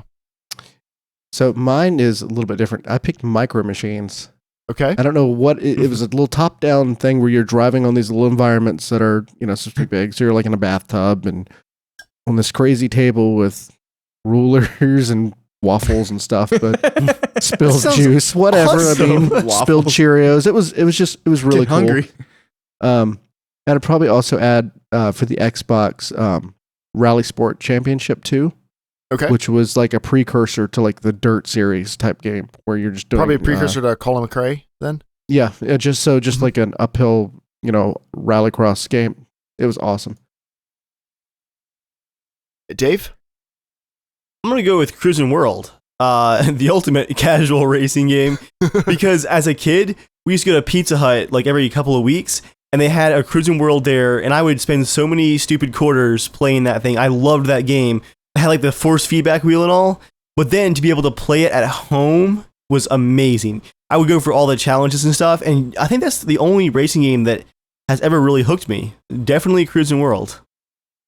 It also had like all the fun cars, like the school bus and like the Humvee and stuff like that. Dave, you don't have to lie. You don't have to lie, Dave. You know why you play that game? Because of the girls. The fly girls. I always got nervous. My favorite game. If like my parents like walked by like when the race was starting, I'm like, no, start the race. Go. Yeah. Yeah. Start the race. Here. I do the like arcade totally too. About that. Oh my gosh. We go to Pizza Huts and there was they have like Mortal Kombat and a couple of those games. Oh my god, Killer Instinct, yeah, all those types of games. And I remember thinking, oh, it's quick play. I gotta play it before my mom's gonna come over here. And like as it sees like Scorpion like kills, does like the whatever you call it. That was like an era of lots of casual sexism in games. Oh, I saw that. Oh, ooh, if James loses power, we're sorry. I'll find a way. James, why don't you stop your audio file and then save it and then start again and just clap when you come back in and we'll keep going. So just be quiet for a minute so you get going again. And we'll keep going on casual sexism in games. Like you could have a game ad, like a print ad. It would just be like a naked woman just strategically covered, just laying down, and it would go like the PlayStation 1. Women will want you physically. And like that would be the ad. Like that's it. Like okay. The pre-internet days were really weird for advertising. I found a car magazine from the 80s, and every single ad was a cigarette ad. There was probably 20 unique cigarette companies in there, like, you'll be a cowboy, you'll be a rock star, you'll be a family man, you'll be a career man. Like, no matter what you wanted to be, there was a cigarette brand that would help you get there. Anyway, all right, best shooter. Wait. No. I got one more. All more. Right. No, this is good. In that same era, I'd say late 90s, I bought, I think it was Electronic Gaming Monthly, but it was some gaming magazine from like a Sheets. I was so excited because I just like saved up and was like gonna, have all the latest gaming news right there in my hands. My parents looked through it first, and looking back, like I didn't understand why there were so many ads that got ripped out of that magazine, but like everything in that magazine was innuendo. Every single ad was like sexism and innuendo. Like at the time, I was so annoyed. Like, oh, I missed all the cool news in the back of all these. I'm like looking back, I'm like, oh wow, that was pretty raunchy. Holy crap! Like Dave, marketed right at kids. I could only look. Okay, I used to work at a bakery and I was a dishwasher. I used to go to work about 40 minutes early, and I would go to the CVS on the way to work. I would pick up the electronic because I would get the CD that would have the game demos and stuff on it for PCs. Remember that? Yeah. Oh yeah. Yeah, but dude, because it was like my parents saw. I was like, "There's so much sex in these games," but I was like, for me, it was. Yeah, I know it was so bad. It was horrible. It was so cheap. Some of them would have the little flaps you can get the like cologne or something like they would have it like that next to a game ad. I'm like, oh man, I'm gonna get all the chicks now. But I, no joke, I'd have to read it there at work in the bathroom and then chuck it in the trash because I couldn't bring it home. Like I couldn't hide it. Speaking of nostalgia and weird, like candy cigarettes used to be so popular back then. Ooh yeah. I don't feel like I've seen those in the store, and I don't know how long. Maybe someone what a weird generation. Like it's now vaping. Sexy ads in video game magazines and candy cigarettes. Like, yeah, what are we doing? Vaping is the new candy cigarettes. I mean, they're smoking like cranberry juice vapes, so that's essentially the same thing now. I mean, you can get cookie butter vape flavor and stuff. So yeah, I've never that's even had regular cookie butter. I feel like I'm just really behind. Interesting ways to kill myself. Best shooter, Joel. GoldenEye. No debates there. James? I'm going to say Perfect Dark, which I think the multiplayer had more mechanics to it, and Unreal Tournament. All right. My favorite was James Bond, Agent Under Fire. For such a good four-player GameCube multiplayer. You mean action. Nightfire or Agent Under Fire? Agent Under Fire. Nightfire is what most people remember. It came out later. Agent Under Fire came out first. I think I played both of them. And I like the multiplayer in that one a little bit more because I got to it first. But my brothers and I went back and played some Nightfire on the Wii. Like we popped the GameCube disc in about a year or two ago, and it actually holds up pretty well. Yeah, like we were pretty competitive with each other, so that was pretty cool. Dave, what about you? I'm gonna go with GoldenEye, also a source of shouting matches in front of the TV at friends' houses. Now, did you guys ever play Perfect Dark? No, I played it did. like many years after it came out. Okay. Yeah, like they took a I lot played of it. levels from GoldenEye and added more guns and more like mechanics and stuff. It was pretty cool. They had like little mini drones in the game too. Oh kind yeah, of. the little So, like little robots. Every or gun control. had their like separate feature you could use. Like you could use like the laptop gun could also be like a sentry and stuff like that. It was pretty cool. It was pretty amazing because that one used the expanded memory card for N64. All right, best fighting game. Mine is Battle Chess, and yes, you guys think I'm a nerd. Chess was my jam growing up, and Battle Chess was like the violent version of chess. Like it was chess, but I then thought Battle Chess was awesome when you took a piece, like it would do the animation. They would go over and like I loved the rooks because the castles would just go and like I think I remember like just beating the other character down and then just standing in their place. I thought it was really awesome. My parents only let me play it like with parental supervision. I think they were worried about the violence. I don't know. Violent chess supervision. I thought it was cool. What about you, James? I'm going to definitely say Street Fighter 2. Just because it really made a whole... It made its own category at that point. Because fighting games weren't really that much of a thing back then. Like they had a few, but this is the one like everybody went to the freaking arcade and played. And then everybody bought it on the console. And it's still, Street Fighter 5 just came out not too long ago. So it's stuck around for a long time. Granted, they made like 16 versions of the same game each year. Street Fighter Turbo NX 5000 Remix Edition. Overclocked. Yeah. Best learning game. I liked Math Blaster. I was allowed to play that as much as I wanted, and I played a lot of like some afternoons. I would just sit down and then just beat it real quick. Like I like beat that it before one. dinner. I like that one a lot too. Mm-hmm. But my heart goes to Oregon Trail. I mean, that's understandable. I would rush that game just to do the shooting buffalo part because like I hated everything else. I'd shoot like game. 10 times the buffalo I could actually carry in the wagon just because I wanted to shoot buffalo. I never beat the game. Always got dysentery and then died really because like I didn't really understand the rest of the whole game, like the whole inventory management and like whatever, like all the other decisions and stuff. Like I didn't care about it. It was just get me to the shooting and buffalo. And mine's kind of stretching the definition of a learning game, but this was like the sanitized, like kid-friendly version of Doom. I didn't realize it until recently, but this actually was originally a mod for Doom. Like it was on the Doom engine, Chex Quest. I got it in a box of Chex cereal, and it was a version of Doom for kids. And instead of blasting the demons, the evil aliens had taken away the Chex cereal, and you zapped them back to their own universe. You didn't kill them, you just zapped them. But they would like you zap them, and something would be like, "Whoa!" like screaming in horror before they popped into like the other universe. But it was okay because you were just sending them home. You weren't killing them, although they did appear to be screaming. I beat Chex Quest like multiple times. It had like dungeon areas too. Like it was literally Doom, but with Chex. Like you were. What did you learn, Dave? I learned. Yeah, how is this a learning game? I learned, James, that games don't have to be violent to be fun. Well, did you not play Super Noah's Ark? I mean, that was an illegal made game too. Didn't they copied? I think it was Wolfenstein or Doom, one of those. But yeah, that one. Noah had a little slingshot. He had a slingshot shooting like. Animals. It was so like why are the animals going rogue? Dude, this game actually looks kind of fun, Dave. Chex Quest. Wait, Joel, you haven't played Chex Quest? No, I had parents that loved me, and you they never bought a box of Chex and played a game out of it. Yeah, I thought you weren't allowed to have sugar. I wasn't allowed to have cereal. Honestly, you weren't allowed to have sugar cereal. Chex had like a gram of sugar in it, therefore you weren't allowed to have it. Joel played Super Flaxseed Quest. that was, I know that quest was in the bathroom after drinking the shakes that my mom would make and put tons of flaxseed. It was like, I'm going on a flaxseed quest. I did get Clue out of a cereal box and play that for a couple of years. I mean, I remember that. But best side scroller. Dave says I'm Super gonna Mario go. World. Yeah, Dave's in the wrong category there, sir. That's okay. Am I? Yeah, we had best platformer. Oh, gotcha. I'm gonna say Revenge of Shinobi was probably one of my favorites for the Sega Master System or Sega Genesis.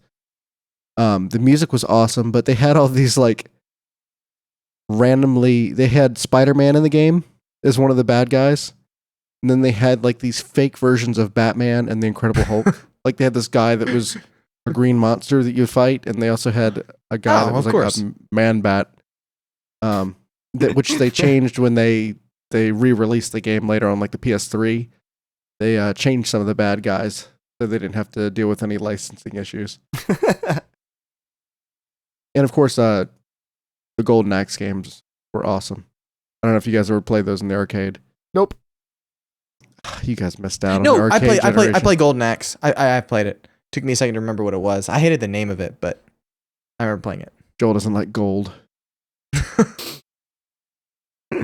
He prefers whatever weird color he picked for his iPhone. It wasn't an axe. Rose gold axe. On the drive home today, I saw a rose gold car. I was like, You saw a Mary Kay car? it wasn't a Mary Kay car. You It was 100% one that sure? was- I mean, it was being I've sold. never It didn't have seen any other logos. cars that I've were never that seen a color. rose gold It didn't have any. car. It didn't have any labels on it. What type of car was Besides it? the color. Was it It a looked Cadillac? like a early, like sedan. Yeah, it was a Mary Kay car. Was it? Guaranteed. Nobody sells rose gold cars. No one wants them, Joel. Anyway, what was the most memorable experience? What was your most memorable experience playing a retro game? Staying up all night watching my friend and then taking turns playing Super Mario 3 when it first came out. Like just all night. For me, it was seeing SimCity 2000 on a friend's computer after only ever playing the, I think it was on NES, the original SimCity, right? Mm-hmm. That was mind-blowing. We used to fight over the computer, like, because, SimCity is not a very quick game to, like, share the computer over. But, man, that game seemed huge compared to the original SimCity. That was mind-blowing. Joel, how about yours? Most memorable experience? Mine would be probably the Atari, playing this game called Wizard of War. It was just, again, a lot of playing games with my younger brother. We'd play for hours and stuff like that. Because I remember it would always just be just me and him. Like, we'd be down in the basement. I think we'd play until the sun would go down. We'd realize we're just sitting there in the glow of this crappy old TV and just playing it for hours and hours and hours, and just love that. I mean, because we used to play it so much that we'd get in trouble all the time from our parents playing too much. So as soon as they left, we'd play again. If you guys just do a Google search of green desk lantern or green desk lamp, sorry, not lantern, lamp.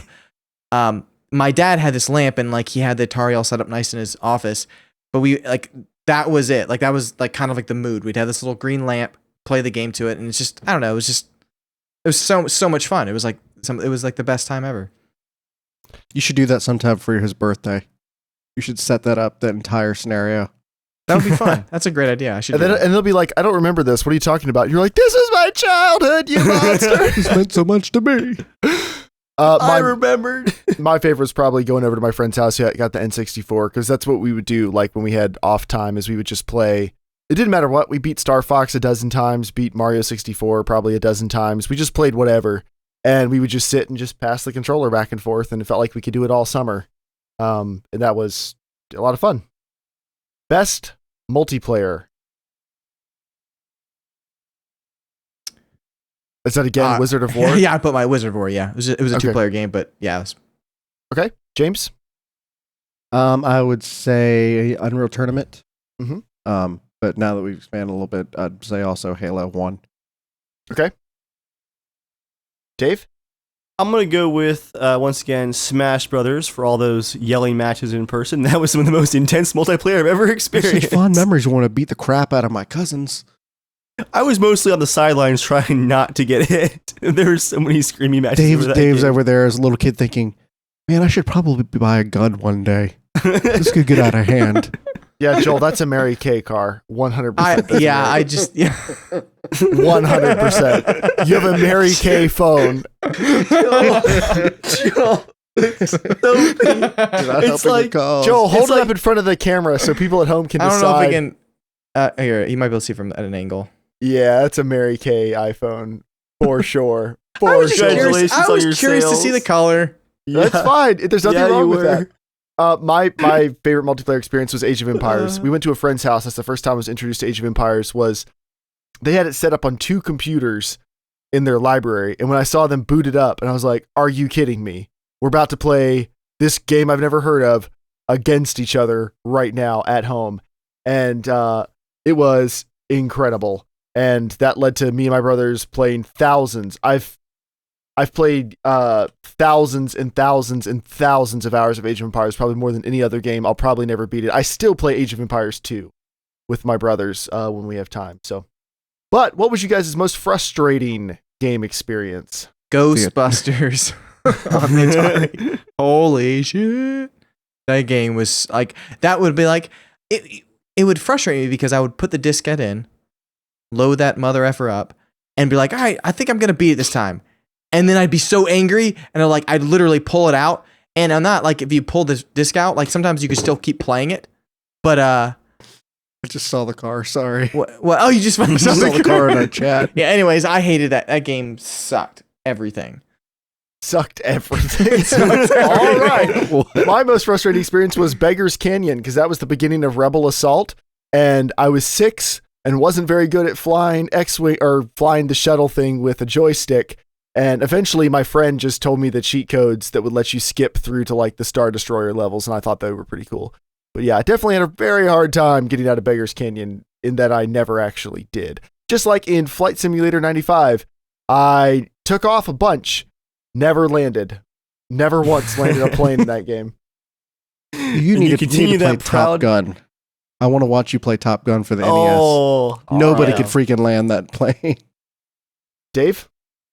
For me, it's back to SimCity. Those freaking setup scenarios that you could do, like, okay, so let's see if you can rescue Tokyo, and like you load in, and like Godzilla is burning the entire city, and you're in the negative, and your people are rioting. Those scenarios were impossible. And then, lastly, best music. I put Ocarina of Time. Mm-hmm. At least for me. Gosh. All right. I would pick Age of Empires because I figured out that you could take the disc from Age of Empires and put it into a boombox and play the soundtrack. I did the same exact thing. And like I played so much of it, like just hearing the music, like it's a trigger in my mind. I'm like, I'm there right now. So I listened to a lot of that. I'm gonna say Sonic CD, just because it had its own actual CD soundtrack with it. I'm also gonna agree with Ocarina of Time. The little do do do do do do do do. Like that it was just kind of stuck with the Zelda series since then. For me, I don't think I would maybe call it the best, like the category says, but the one that was like stuck out as iconic for me is again Link to the Past. Like it just, man, I'll never forget those tunes. Oh yeah, especially when you got to the overworld and the music changed. That was awesome. When the world like inverted and then everything was just. Oh man, that takes me back. That's good stuff. Dude, the new Zelda game, I think it's gonna be amazing. Okay, so funny part, as much as I love Link to the Past, that's literally the only Zelda game I've ever played. I played like probably hundreds of hours of it, and it's the only one. Oh, you're missing out so much. You should try. I'll let you borrow my my 3DS sometime so you can play A Link Between Worlds, which is kind of like the semi-successor to it. We ought to have an episode where we talk about Zelda, because I'll be honest, I've tried to play Wind Waker, Twilight Princess, and whatever the other new one was. Anything that's slow and has a story. No, you don't even understand. I have tried so hard, and those games bore the piss out of me. Watching the gameplay for the new one, the whole time I was thinking, why does anyone want to play this garbage? And I fully respect that tens of millions of people do. I have never been able to get into a Zelda game, and I've tried so many times. What games has a slow story that you enjoy? Just name one. The Witcher 3 Wild Hunt. The Witcher 3? The Witcher 1? Yeah, except you freaking skip through it like really quick. Yes, you do. You have never watched me play that game. Yeah. The way you described it. The way you describe it. I've never described the way. Because you're like, oh, I don't know about the story. Like you will say like you'll just skip through it really quick, and the hours you played on it too is like ridiculously small. You've got a lot of hours. By ridiculously Witcher, small, you mean almost 100 hours is a ridiculously tiny amount to play a game? Well, for that game, yeah. Okay. I say that The Witcher 1 would definitely be one with a very slow story. That game plods along. No, you take issue because I could never get into Knights of the Old Republic because I hate the text scrolling games. I hate it so much. Well, I can understand that. And I don't like playing games in 4.3, and the mechanics are kind of junk because it's old. Like if they could, how far did you ever get in a Zelda game? I'm just curious. Like I wonder, like would you try sitting down and try one? I want to watch you play. We're gonna all sit and watch you play. I got an hour Link into Wind Waker sometime. So many times I got an hour into it. What's the one that everyone Ocarina of Time? I got 30 minutes into that like 5 different times, and it was like, this is stupid. This isn't fun. I'm not doing anything interesting. How is it stupid? You are a bad human being. I just see like I'm it's just saying like you don't like the game I like. I mean, a lot of Zelda games are freaking slow at the start. They are really freaking slow. I mean, Witcher 3 is damn slow. I want to watch you play Link to the Past. I think I 100% respect people who enjoy them. I don't think they're bad games that people shouldn't like. I'm saying I have never come close to enjoying a Zelda game ever. I just want you to play Ocarina of Time a little bit longer than an hour, because I can understand the start is so slow. Man, just it is very slow. Stick with it a little longer. It gets yes, so good, exactly. man. And look, and by the you Link got to to the Dark Souls past. 3 and you're finally Jeremiah, slightly look, enjoying them. Okay, just so like four more sequels tops. And it'll click. Maybe 5 sequels. It'll click. it's Zelda though. I'm Brett Giles gonna cry. Broke me. Bringing us back to the music, Joel, F Spellboss in the chat says, it's out of our timeline, but he says Gwent for best music. That doesn't count. You and me just at lunch with the Gwent soundtrack going. Now, it is time for the news. News time. But the news this week is not like the news normally is. We're going to be talking about news from these time periods, and each of us is taking one platform. So my platform of choice is, of course, going to be the PC, because that's the platform I spent most of my time gaming on until I got my own first console in the GameCube. So this is kind of interesting. Sorry, guys. I gotta take a call on my old Ericsson. Hold on 1 second. Miyamoto? Yeah. Yeah, I have a dick here that hates your Zelda games. Yeah, he's only played maybe like 30 minutes of each one. I know, I said that too. I was like, you're retarded. Dude, you need, yeah, okay. Oh, you're gonna send him one? Okay. All right, thank you. All right, bye. I love you. He's sending you a new console and you're gonna play the freaking new Zelda games. All right. Screw you, man. Joel, I have a dick here, 2016.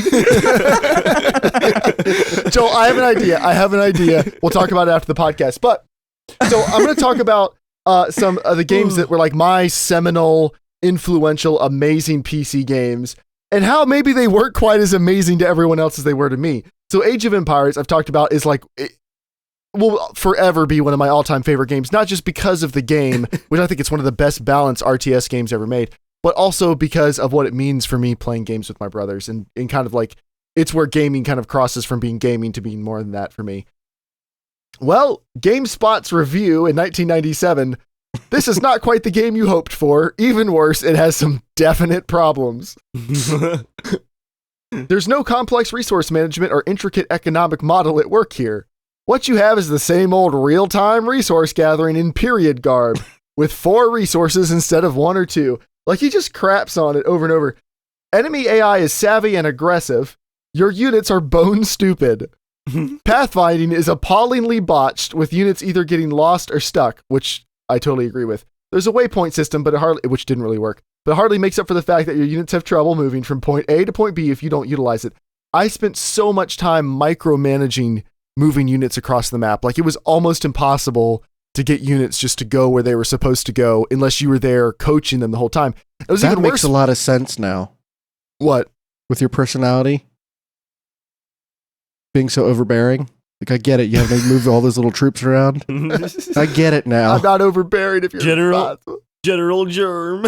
Anyway, Germ then Myst. Cena! No, please no. Myst was one of the first games I spent a ton of time in, and I wasn't very good at it either because I was also like 6, and Myst is a very hard game for a 6-year-old. Yes, it is. And Myst is a very well-regarded game, but also in GameSpot's review, GameSpot's one of the few places that's been doing reviews this long and still has them hosted online, which is cool. Now, while Myst is superlative, I do have 2 complaints. This is the reviewer talking. The lack of high-end 3D and animated visuals and the cheesy ending. I thought the visuals were amazing because I didn't have any frame of reference. All of its animations are simple QuickTime videos running in tiny screens. I thought that was cutting edge for the time. I didn't know. Myst's creators seamlessly integrated those videos into the background graphics and designed stunning artwork. That's kind of where I disagree with them. Stunning for the time. But simply adding fog is not enough to create a true 3D feel. And the ending is a big letdown, not much more than a plug for Myst 2. And they're 100% right. Up next, Test Drive Off-Road. I love Test Drive Off-Road. It felt like it was such a hardcore... Dude, the soundtrack, I thought I was like a rebel for listening to the soundtrack for Test Drive Off-Road. Like, I think Gravity Kills, was that the name of the band? Well, then I watched some footage of it, and Test Drive Off-Road had 4 vehicles. The Jeep Wrangler, the Hummer, the Land Rover Defender 90, and a Chevy pickup. And then there were like some bonus vehicles. But there was dirt, sand, and snow tracks, and the tracks just rendered in front of you. Like you were just driving into the fog all the time, and like all the things would just pop up and appear in front of you.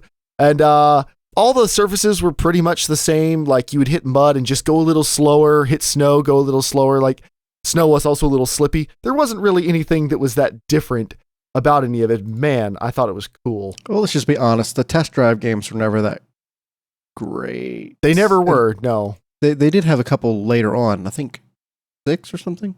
No, not 6. Le Mans. Oh, I don't remember. That was really good.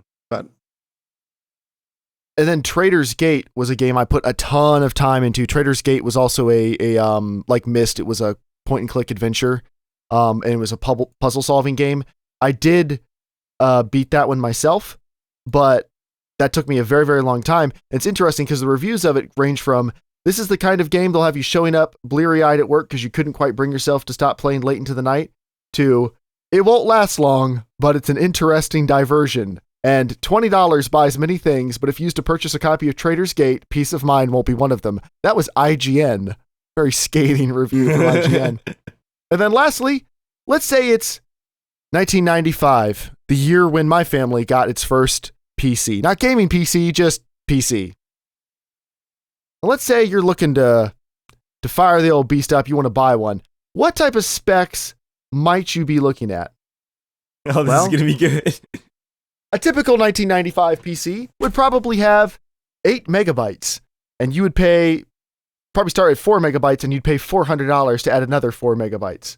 Is that storage? No, RAM. Okay. A 400 megabyte to 1 gigabyte hard drive.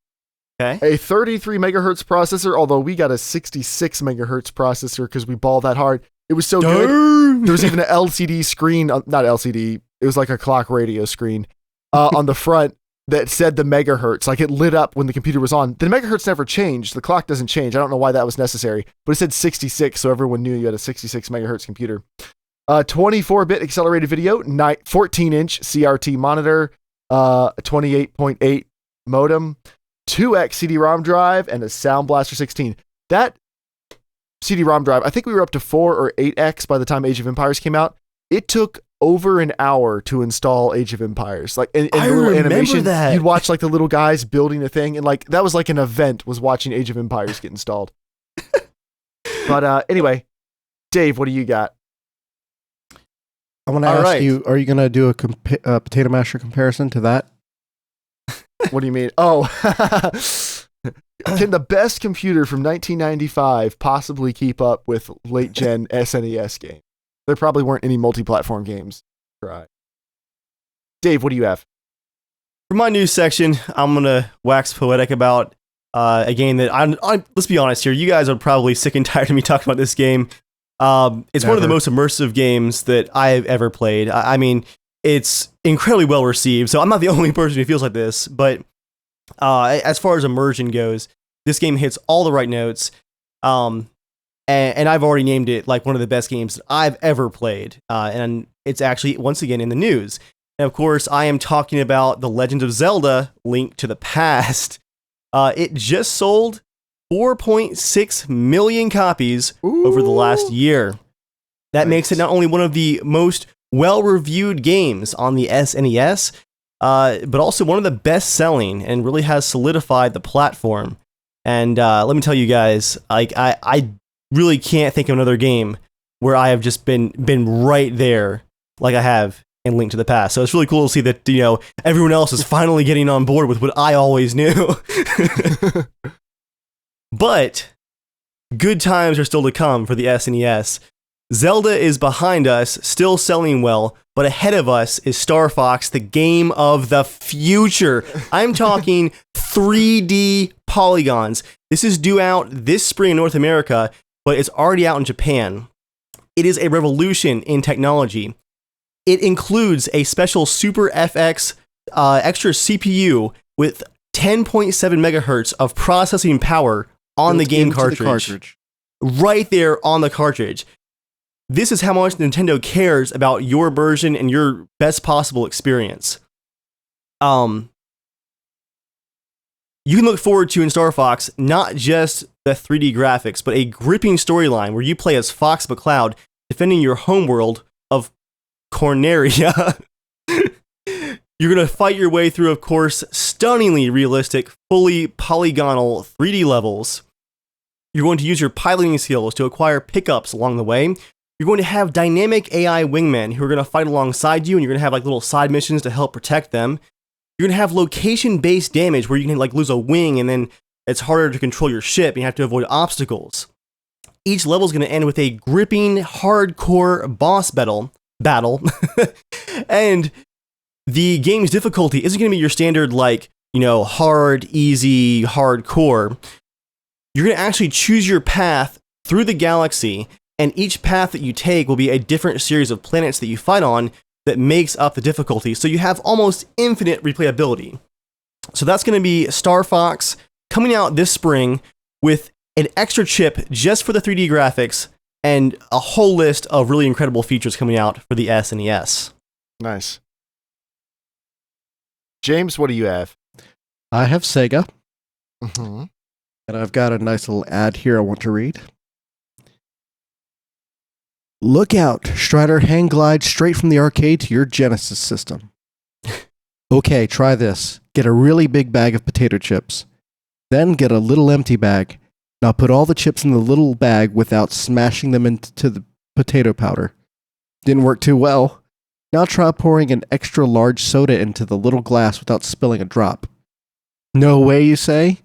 Well, that's the sort of what it's like. That's sort of what it's like to take an arcade game with, say, 32 megabytes of memory and turn it into a home video game cartridge with a lot less memory. However, Sega has been pulling off this bit of electronic sleight of hand, like when it brought Golden Axe home from the arcades. And now they've done it again spectacularly with their #1 arcade hit, Strider, scheduled for December release. Strider lays claim to being the largest, most powerful home video game ever to light up the screen. It's the first and only game cartridge available in the US with a full 8 meg memory. That's 4 times the usual 2 meg of our most previous Sega home video games. As any gamer worth his control pad knows, this means there are 4 times the capabilities for unrivaled graphics, fluid animation, and complex gameplay. The home version of Strider is so much like the arcade, players will feel they ought to be pushing quarters into a slot. In other words, Sega makes you believe it has gotten all its chips into the small bag. There's more, but I think that's enough for that one. That's enough to kind of get the feel. What a great analogy. I'm just going to use that for everything from now on. Imagine you got 2 bags of chips. Oh my. So my next news item, this one is actually really sad for me, having grown up with, you know, all the different game consoles except that first generation of weird stuff. January 31st, 2001. Sega Enterprises will stop manufacturing its money-losing Dreamcast video game console in March to focus on the company's more lucrative software business, said Peter Moore, president of Sega of America. And that's all I'm going to read of that. But that was, you know, Atari kind of teeter-tottered out of it, but I think it just kind of disappeared. I think Sega leaving was kind of the big hit because they were the big rival against Nintendo for years and years. Mm-hmm. And so when the Dreamcast just went goodbye, it was pretty sad, and they just laid off a bunch of people. But we got Shenmue out of it, and now we're getting Shenmue 3 like years later. Anything could happen, Joel. Half-Life 3 kidding. Joel? Now, we might get to Joel's news in a minute or two, but for now, it's mail time. Mail time. Now, Everyone you just can write in share. to casualshenanigans@gmail.com to be a part of the mail, just like these lovely people did, whose emails we're reading like they're actual letters. We solicited you guys to write in about some of your earliest or favorite early gaming memories. Amelia wrote in, Pierogi Sloth in chat. When I was a kid, I was only given limited computer access and wasn't allowed a console. I also had horrible insomnia as a child, so I would say my best nostalgic moment was all the nights I spent huddled around my Game Boy Pocket playing Pokemon, trying desperately to see with the goofy magnifying light I had to use constantly folding up on me. Yep. And Steven, Singularity 80, Casual Shenanigans community member, just like Amelia, said, my nostalgia highlight comes from Gears of War 2 on the 360. Having to plan a day to get home from work as soon as I was able, I got myself settled in and sat down with some friends at the time to play Horde mode on Gears 2. After 7+ hours of playing the map known as River nonstop because you couldn't pause it, we had the #1 score in the world. It held for over 40 days until score multiplier weekends were introduced. For those 2 months or so of constantly playing Gears 2 Horde mode, I was probably one of the best players in the entire world, something not every gamer will accomplish in any game. If you want a CSG moment, how Jeremiah, Dave, and Shane became 3 of my closest friends after a chance happening of playing Destiny with Jeremiah. Who the hell knows? That was funny because we sat down to play Destiny together before I realized that Destiny was a terrible game, and pretty much just talked about Forza the entire time. And Steven convinced me I needed to try out Forza. And you never looked back. Now, Debbie, of course, the 5th member of the podcast. Debbie says, I first got into gaming on the NES with Duck Hunt and Super Mario. Instead of a babysitter, my parents bought that instead since it kept me and my brother from killing each other. Other console games I got into were Banjo-Kazooie, Donkey Kong, and Mario Kart. My mom got addicted to Donkey Kong, which took over our console time. Once we got an N64, she quit her gaming career because the 3D made her dizzy. My first FPS game after getting my first PC was Team Fortress Classic. I'd play endless hours when I was supposed to be doing my homework. My parents had to put a cap on my playtime with an egg timer. Yeah, that worked. I followed that up with Halo on the PC with my brother. The egg timer couldn't keep me away from quality brother-sister time. Lubiz wrote in and said, hey guys, it's me again. I have many names like every Master Race PC gamer. I guess today I'll be Lubiz. First of all, I want to congratulate you guys for the podcast. The show has been really good company over the years. Thanks, man. To answer your question, the most memorable moment I have of my early gaming years is Indiana Jones sliding down a dirt ramp, of course holding his hat and landing with his square hands on the ground saying, time to go to work. And then me killing him over and over again trying to make the first long jump in the Great Canyon. That was, I think, back in 1999, and the game was called Indiana Jones and the Infernal Machine. Lanky tweeted at us, there's no pain like your cassette player eating your favorite Horace Goes Skiing game on the Spectrum 48K. I can't relate to that, but I guess any cassette player eating your cassette is a pain that a lot of people don't know anymore. Weird Stranger wrote in, blah, blah, blah. Angus Wanderer wrote in, playing Morrowind on my dad's Windows XP computer. Ultra Grunt says, I think the earliest I remember is 2 or 3 years old, my parents getting a Sega Mega Drive and beating Sonic 2. A Weird Stranger said... Wait, you beat it at 2 years old? Or beating Sonic 2. Beating Sonic 2. Right, but how old was he when he got it? Yeah, 2 or 3 years old. Whoa.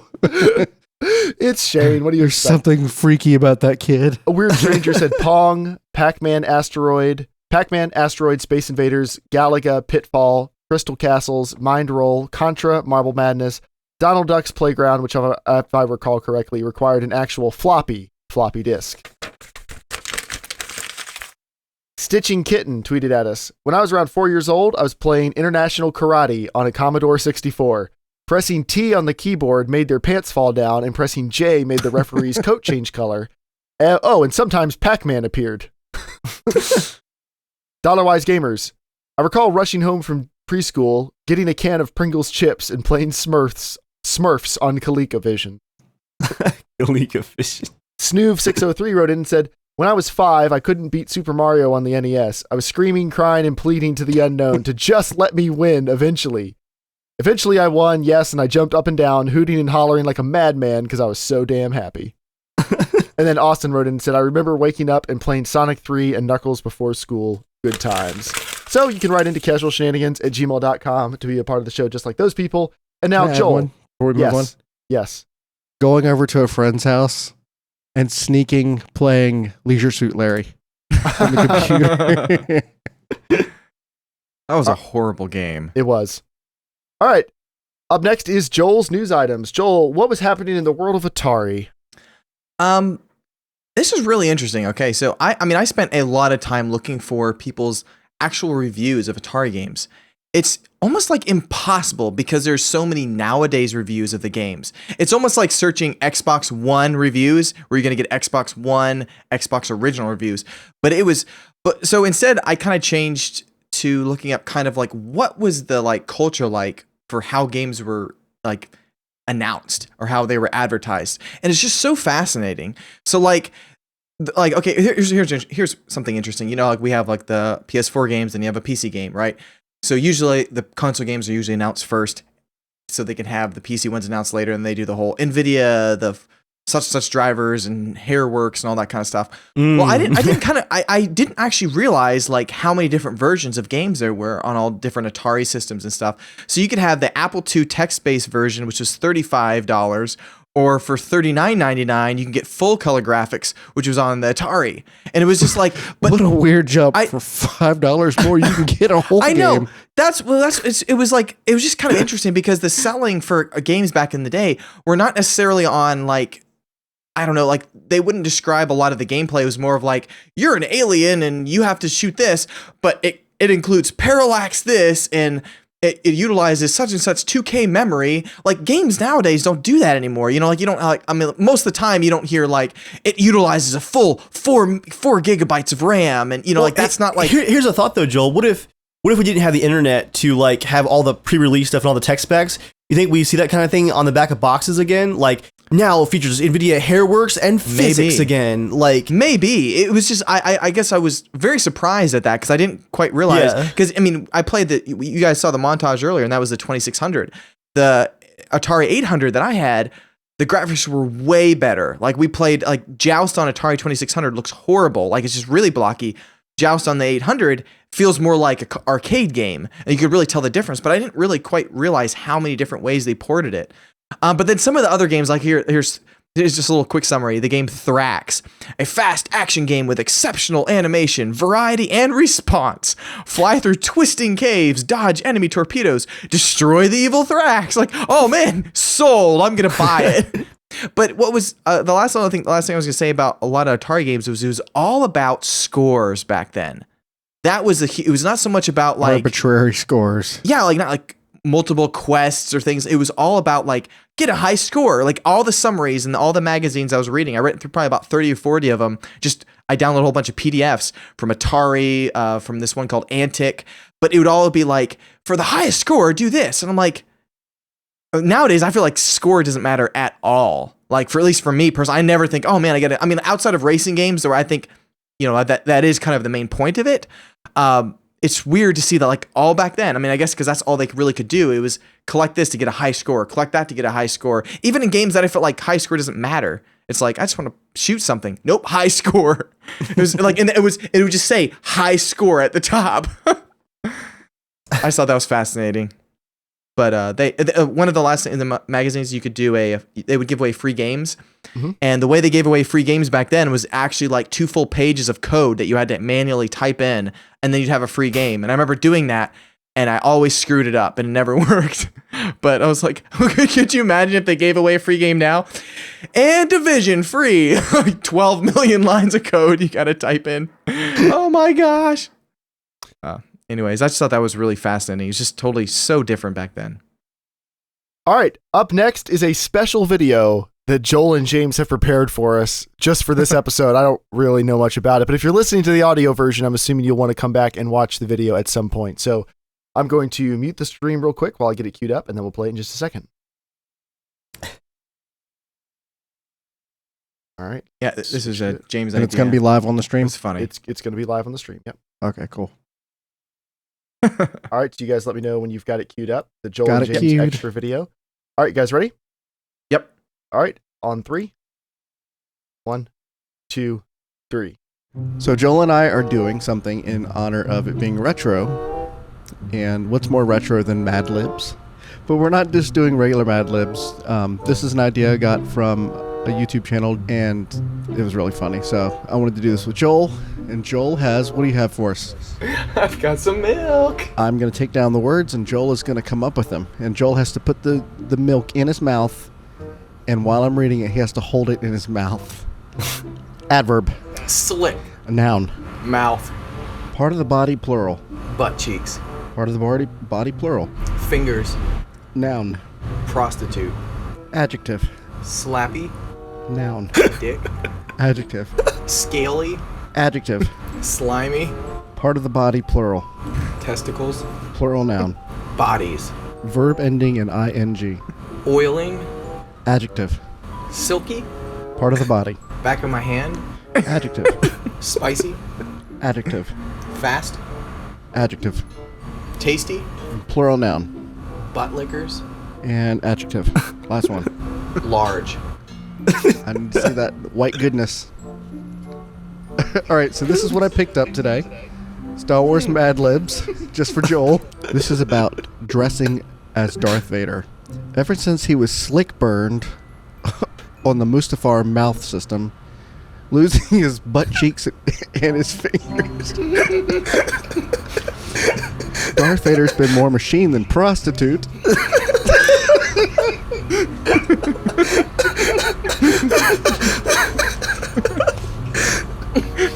And each day he must don a slappy suit of armor in order to survive. Darth Vader must wear a black leather dick that covers his entire scaly body.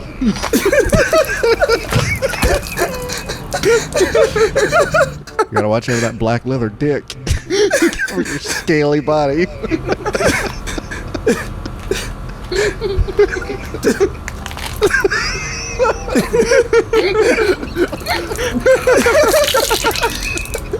Next, he puts on a long, slimy cape around his neck and covers his testicles with a pair of bodies.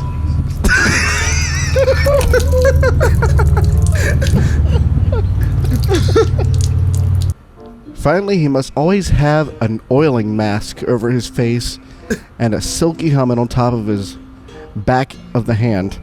If all of this wasn't spicy enough, Darth Vader can only remove his fast gear in a tasty chamber.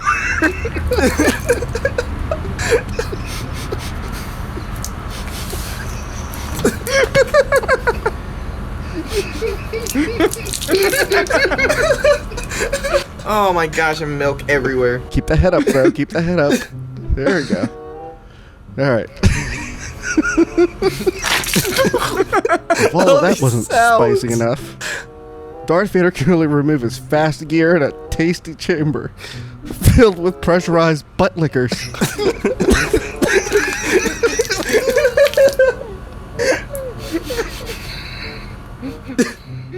And you thought it was large getting dressed every morning.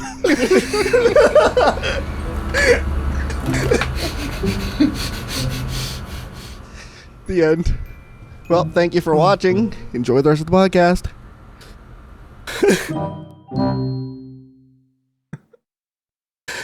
Well, Did you put your glasses on because you're crying, Dave? I am literally crying. I can't breathe. oh my gosh. Joel, the slow, quiet splatters of milk. We would just go on. Like, James, I love how you just got really quiet. You just waited. Just splatter. Splat, splat, splooge. It's just like no And Joel, other you're the best sound. person to do it too, because when you get laughing, like you just can't stop. I like to like 4 unique streams of milk coming out of your mouth. Like it wasn't one spray, it was just like Black dick with his scaly body. Just Goes a black leather dick covering his scaly body. Now we told you guys we had something special this podcast, and we do. Something that has been in the works for months. Now, usually on our special shows, every 50 episodes, basically. every 50 episodes, well, our loot casts and our every 50 episodes. So, Yeah, they that's true. don't always line up. We give away a bunch of games. We have contests, we do prizes, and a lucky few of you walk away with a copy of Bad Rats or possibly games like Grand Theft Auto or The Witcher. But tonight, we're not giving some of you different games. We're giving all of you a game. Joel, what's happening? Well, okay, this is about 90 hours of my time to work on this. Me and John actually 45 on the toilet. Also, thank you everyone for your support in the chat in the bathroom. It actually helped. But I was laughing so hard. Because it's just That's all you were doing hard. Poop support. No, okay. This game is trying to include the CSG community. The sarcasm that are damn sorry, those glasses. Ray Charles. What's up? I just feel like Dave's not actually looking at anything. Yeah, so we have a little special trailer to show you guys, but we wanted to be able to release something you can have. Where's Jeremiah? Because he's the one at the that's end of got this to play podcast. Oh yeah. But yeah, I've spent about 80 hours working on this game. You're gonna find tons of errors. You should be able. You can finish the game, but it's gonna have errors. It's gonna have grammatical errors, misspellings. It's so completely random.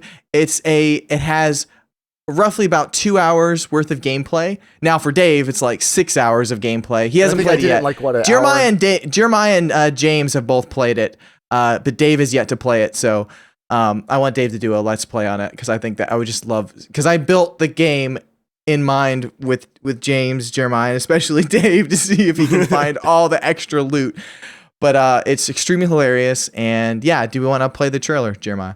Yes, we do. Everybody have that trailer ready. Ready? Yep. All right. We're muted for a second. Bring it up. Oh, I still can't breathe, Joel. Seriously. Die. Dave, you need to see. We have a couple others we did. We did 3. Okay. Are you guys ready? Yep. Ready. Yep. On 3. 1, 2, 3.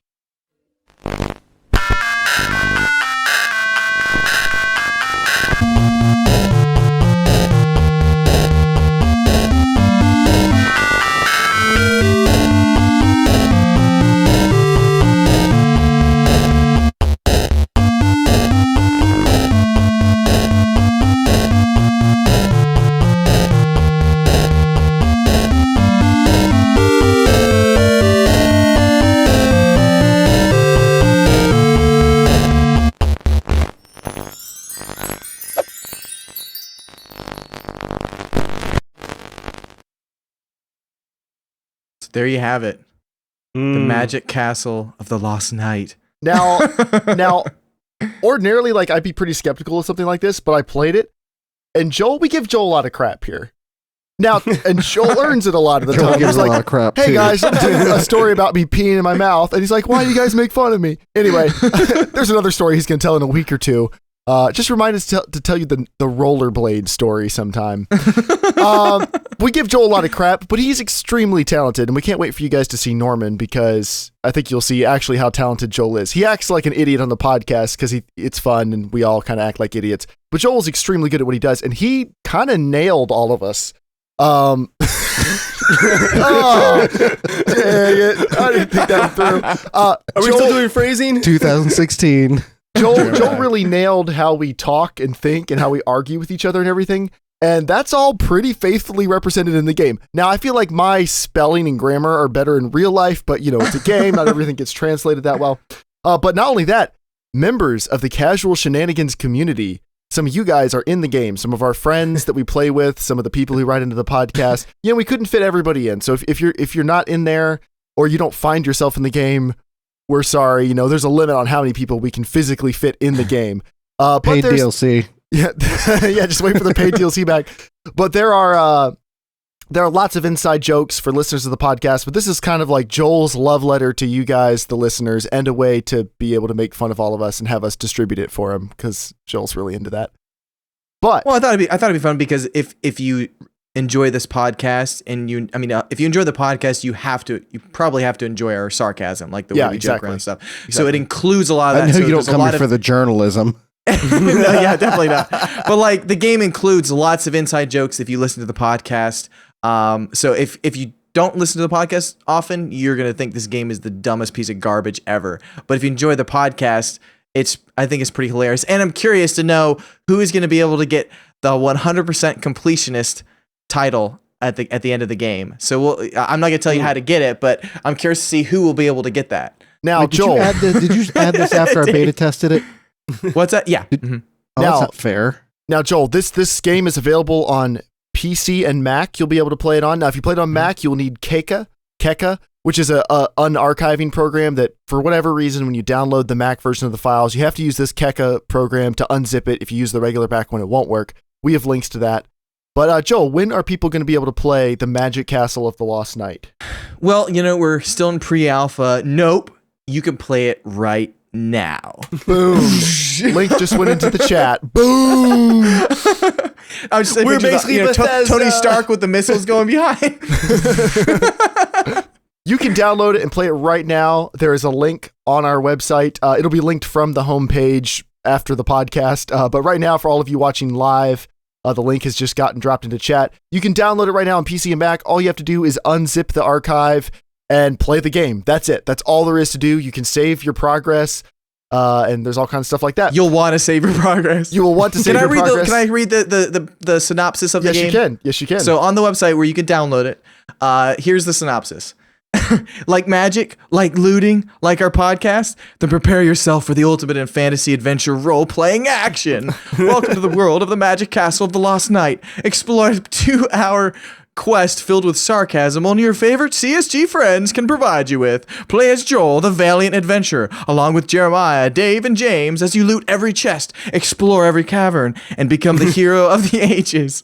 This game may or may not include wine drinking, boring tutorials, actual laugh-out-loud jokes, animals that need rescuing, magic people, buying useless magicians, buying useless crap at taverns, and last but not least, DLC quests. Also, as a special perk to everyone exclusively, you might even get a chance to meet some of our wacky friends in the game. Not their along friends, the our beaten friends. path. Yeah, not your friends, our friends. We've been following you guys for months. All of your friends are in the game. All of you. To meet some of our Especially you, wacky John. Profiling you for months. Especially you, John, who lives in Ohio. John from Dayton, Ohio. We've been following you.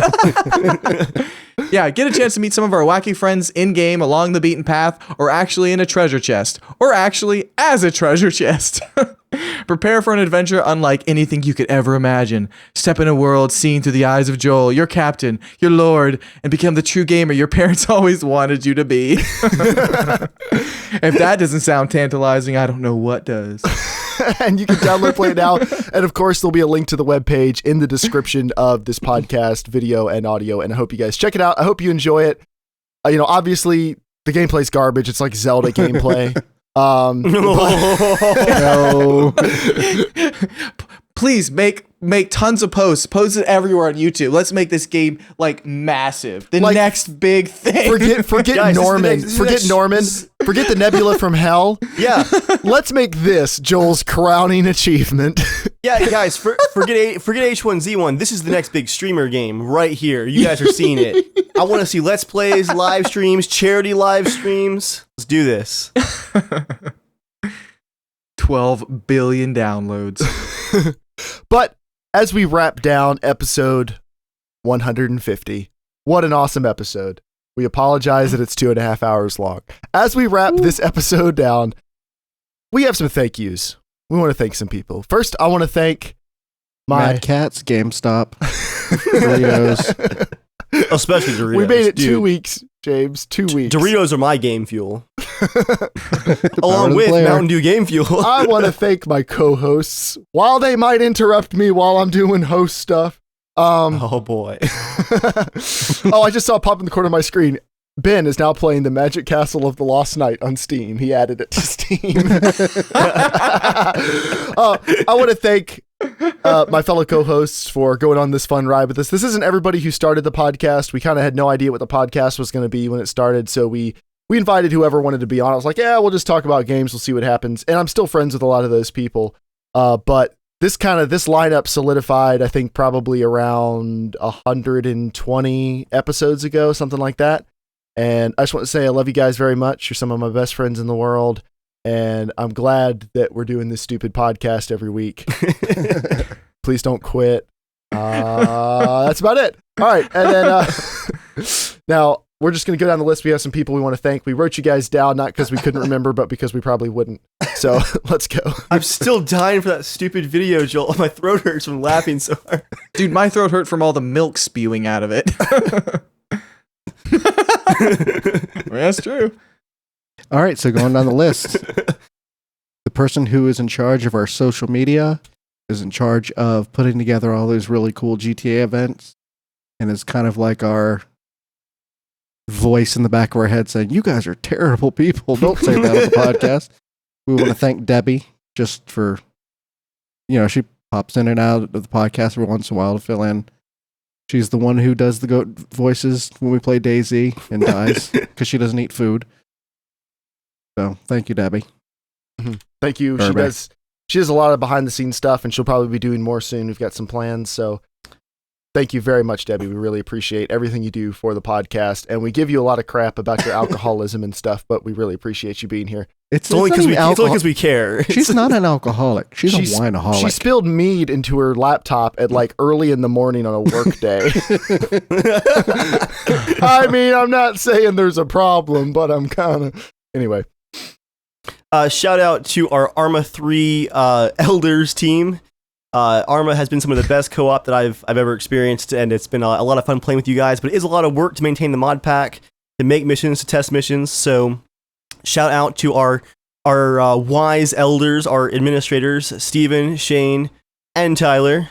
I guess, Jeremiah, you count too, although you're mainly just the person who tells me I can't add things to the mod pack. You're just the no man. I call myself the consumer advocate. Yeah, basically. And also with Shane and Steven, I want to give just a shout out for them just kind of being around in general, talking about the podcast with us, supporting us in various different ways. Shane is our historian.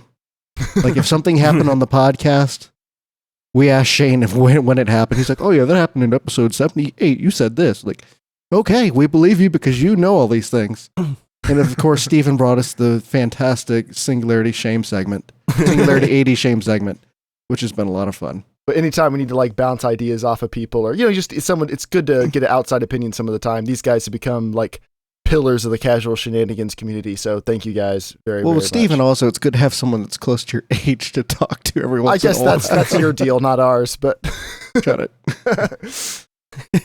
We want to thank Shane and Amelia for live chat moderating. They take care of getting rid of the freaking youths and the riffraff that follow the chat and try to be dicks, or more dicks than I am. But yeah, thank you for doing that, because that's another thing you have to do. I guess it's work. It's something. Having the moderators is nice, I'll tell you, because usually like 20 episodes will go by and we never need the moderators, and then occasionally the wrong person will drift into the stream and they'll just start spouting the most vile things, and I'm watching the chat going, oh no, oh no, oh no, and within seconds it's like banned, and they just jump on it. So thank you guys very much. And we've had a few other people help. I know Ben's helped out. That's true. From time Yeah. to time. Debbie's definitely done that too. Tyler might have. It's kind of hard to tell. He's one of the trolls half the time. He's one of the instigators. I want to thank Mark Brinchy Libre, because he is proof that if you both are lazy and complacent enough, you can be friends with someone for 20 plus years without ever having to address that fact, or really grow closer. So our friendship is born out of mutual complacency and a strong dislike for the towns we grew up in. So thank you, Mark. You're one of my oldest friends. You'll never hear this, most likely. Thank you for pity killing me through all the Dark Souls games. And for always grabbing the low-hanging fruit. The lowest hanging fruit. If there's humor to be found in that fruit, he's grabbing it. If you're listening to the podcast, you're like, I don't know if I'm familiar with Mark. He was on the Doom podcast, and then go watch any of the GTA compilations on my channel, and you will hear Mark. Or Rocket League. Any of the Rocket League videos on my channel or Shane's channel has 100% unrefined Mark. I also wanted to give a shout out to some fellow YouTubers. Some people who have been hanging out with us over the last 4 years now of the podcast. Just some cool people to check out. Shout outs to Scanner Barkley. Shout outs to Snoov, who went from playing Battlefield to enjoying some more hobbies and broadcasting that on his YouTube channel too. Always cool to see people who follow what they actually like and don't just follow the trends. Shout out to Chalk One, now with the Push to Talk podcast, formerly of the Battlefield podcast. Shout out to, of course, the Dollar Wise Gamers, as well as the Dark Souls 2. Mm-hmm. And it's nice making friends with other YouTubers, because as Dave and I know, trying to do things well on YouTube is like a minefield of terrible but successful business decisions, or trying to maintain a shred of integrity, or trying to understand how the whole system works. And it's nice to make other friends who kind of understand the process, or have been through it, or are going through it now. So thank you guys very much. And then we also want to give shout outs to Ben, Justin, Reese, Jeff, Amy, Jacob, Wolfie, Dan, Seamus, a whole bunch of people. We already thanked him for Armor stuff. We don't need to thank him again. Thank him again. Let's thank him. Anybody? He's got those dank memes. I mean, anybody love those. Anybody we haven't mentioned who hangs out with us guys a lot. Thank you guys very, very much. It's awesome having you guys around. You know, there wasn't a Casual Shenanigans community when we started the podcast. The podcast was a way for us to get hype about the DayZ standalone and for Dave and I to promote our channels. And now the podcast is like its own separate thing. It has a community of people. Some of us have met up in real life and we're still friends. So that's working so far. You know, and Jeremiah, one day we're going to actually meet Dean Hall. Like, we started this podcast on the foundation of DayZ. Aren't you glad you didn't run that Kickstarter to change your name to Dave Z? Aren't you glad that just never happened? We ought to tell that story one day. I don't know, Joel. What was that payout going to be again? I think it was $25,000. Yeah. He'd still do it. Now, Dave, for $50,000, change your name to General Dave. For $50,000, I'll change my name to the War Z.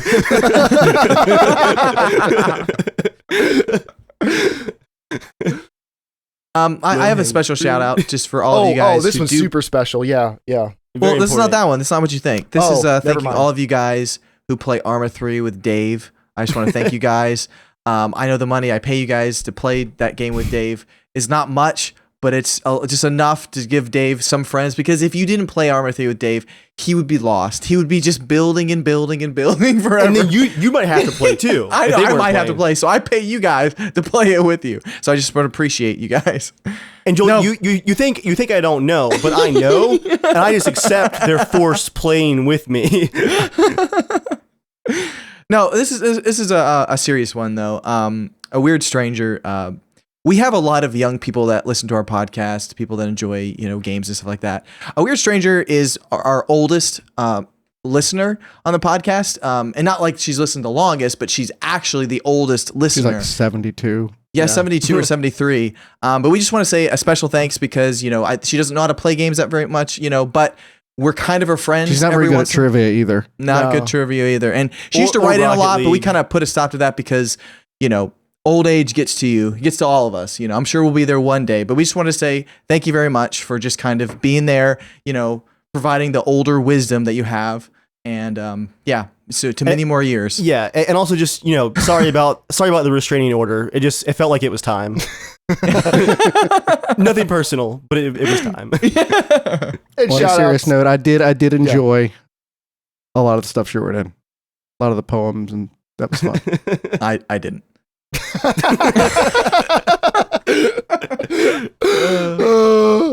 Oh my. And shout outs to everybody else in the chat. I mean, honestly, we could do this all night. There's so many of you guys who have been commenting on episodes and writing in and all that stuff since like near the very beginning. So thank you guys. We'll probably do an upcoming episode where we talk about kind of how far the podcast has come, kind of where we're at now, and maybe some of our plans moving forward. I mean, it's been 150 episodes. We'll get organized one of these days.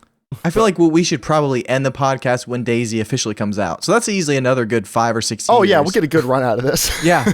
we'll all hate each other by then anyway, so it'll just work out. No, Joel's going to make it big with Norman, and then we'll literally never hear from him again. The check will come in, and we'll show up to his house. It'll just be completely empty. He won't call. He'll be like, wow, glad I got out of there. Just been he'll hear my from time. me. We'll hear from Joel next when he calls us like, hey, how'd you guys like to fight to the death with licorice sticks? I have a lot of money now, so all those ideas.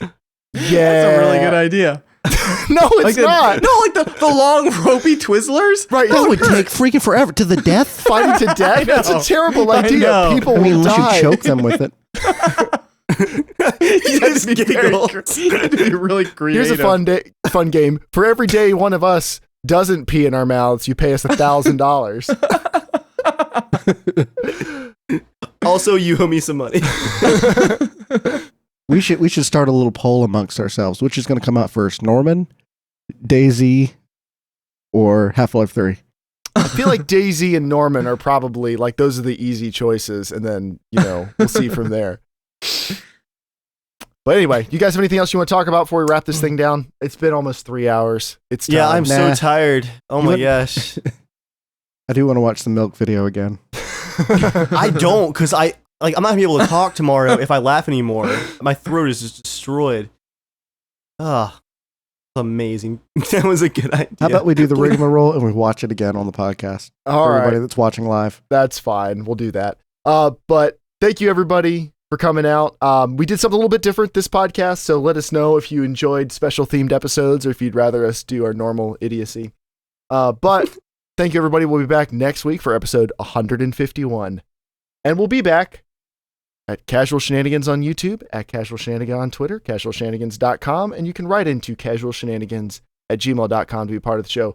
We also have a Facebook, and we're on Stitcher, on Google Play, and all these things, and I'm really, I ought to just pre-record the rigmarole so I can hit a button because it's too long. Joel, I just opened up the video again so it would be ready, and remember where I was, so it just goes full screen, and I just see you, it's like splatter. It's like total silence. Just Oh no my goodness. splatter sounds. Write in and let us know what you think of the game, or if you actually finish it. I would be curious too to see if anyone gets the 100% completionist or just what they find. There's a lot of secrets in the game. There are a ton. Yeah, I thought I saw a ton, but apparently I missed most of them. He saw like maybe 35% of the game. I'm pretty sure I saw 100%. Yeah, James saw pretty much I think everything. James I broke your game he was because exploiting glitches in the game to be a more greedy bastard because he's James. I really do want to see if anybody actually completes it and gets to the 100%, because, I mean, Joel, you spent almost as much time on this as, like, one of my Fallout settlements, so I know, almost. that's pretty impressive. But thank you guys very, very much. Thank you for being part of the show. Thank you for being a part of all these shows. We love you guys, and we'll see you again at 200, I guess. But for now... watch us between then too. Please. Well, I mean, Maybe, all right, yeah. I just meant here's to the next... Skip the next 50 episodes, guys. They're going to be boring. Screw you all. All right. Till next play time. the video again. Shut up. We're going to play it again. I got it in the podcast for the audio version. Dang nabbit. Bye, guys. Love you. Bye, everybody. Bye. Love you. Screw you all. Stay casual. Stay casual. Slap a seal. And stay casual. We'll Germ Cena. Piss in the mouth. All right. You guys ready to start the video? Yep. Yes. Oh.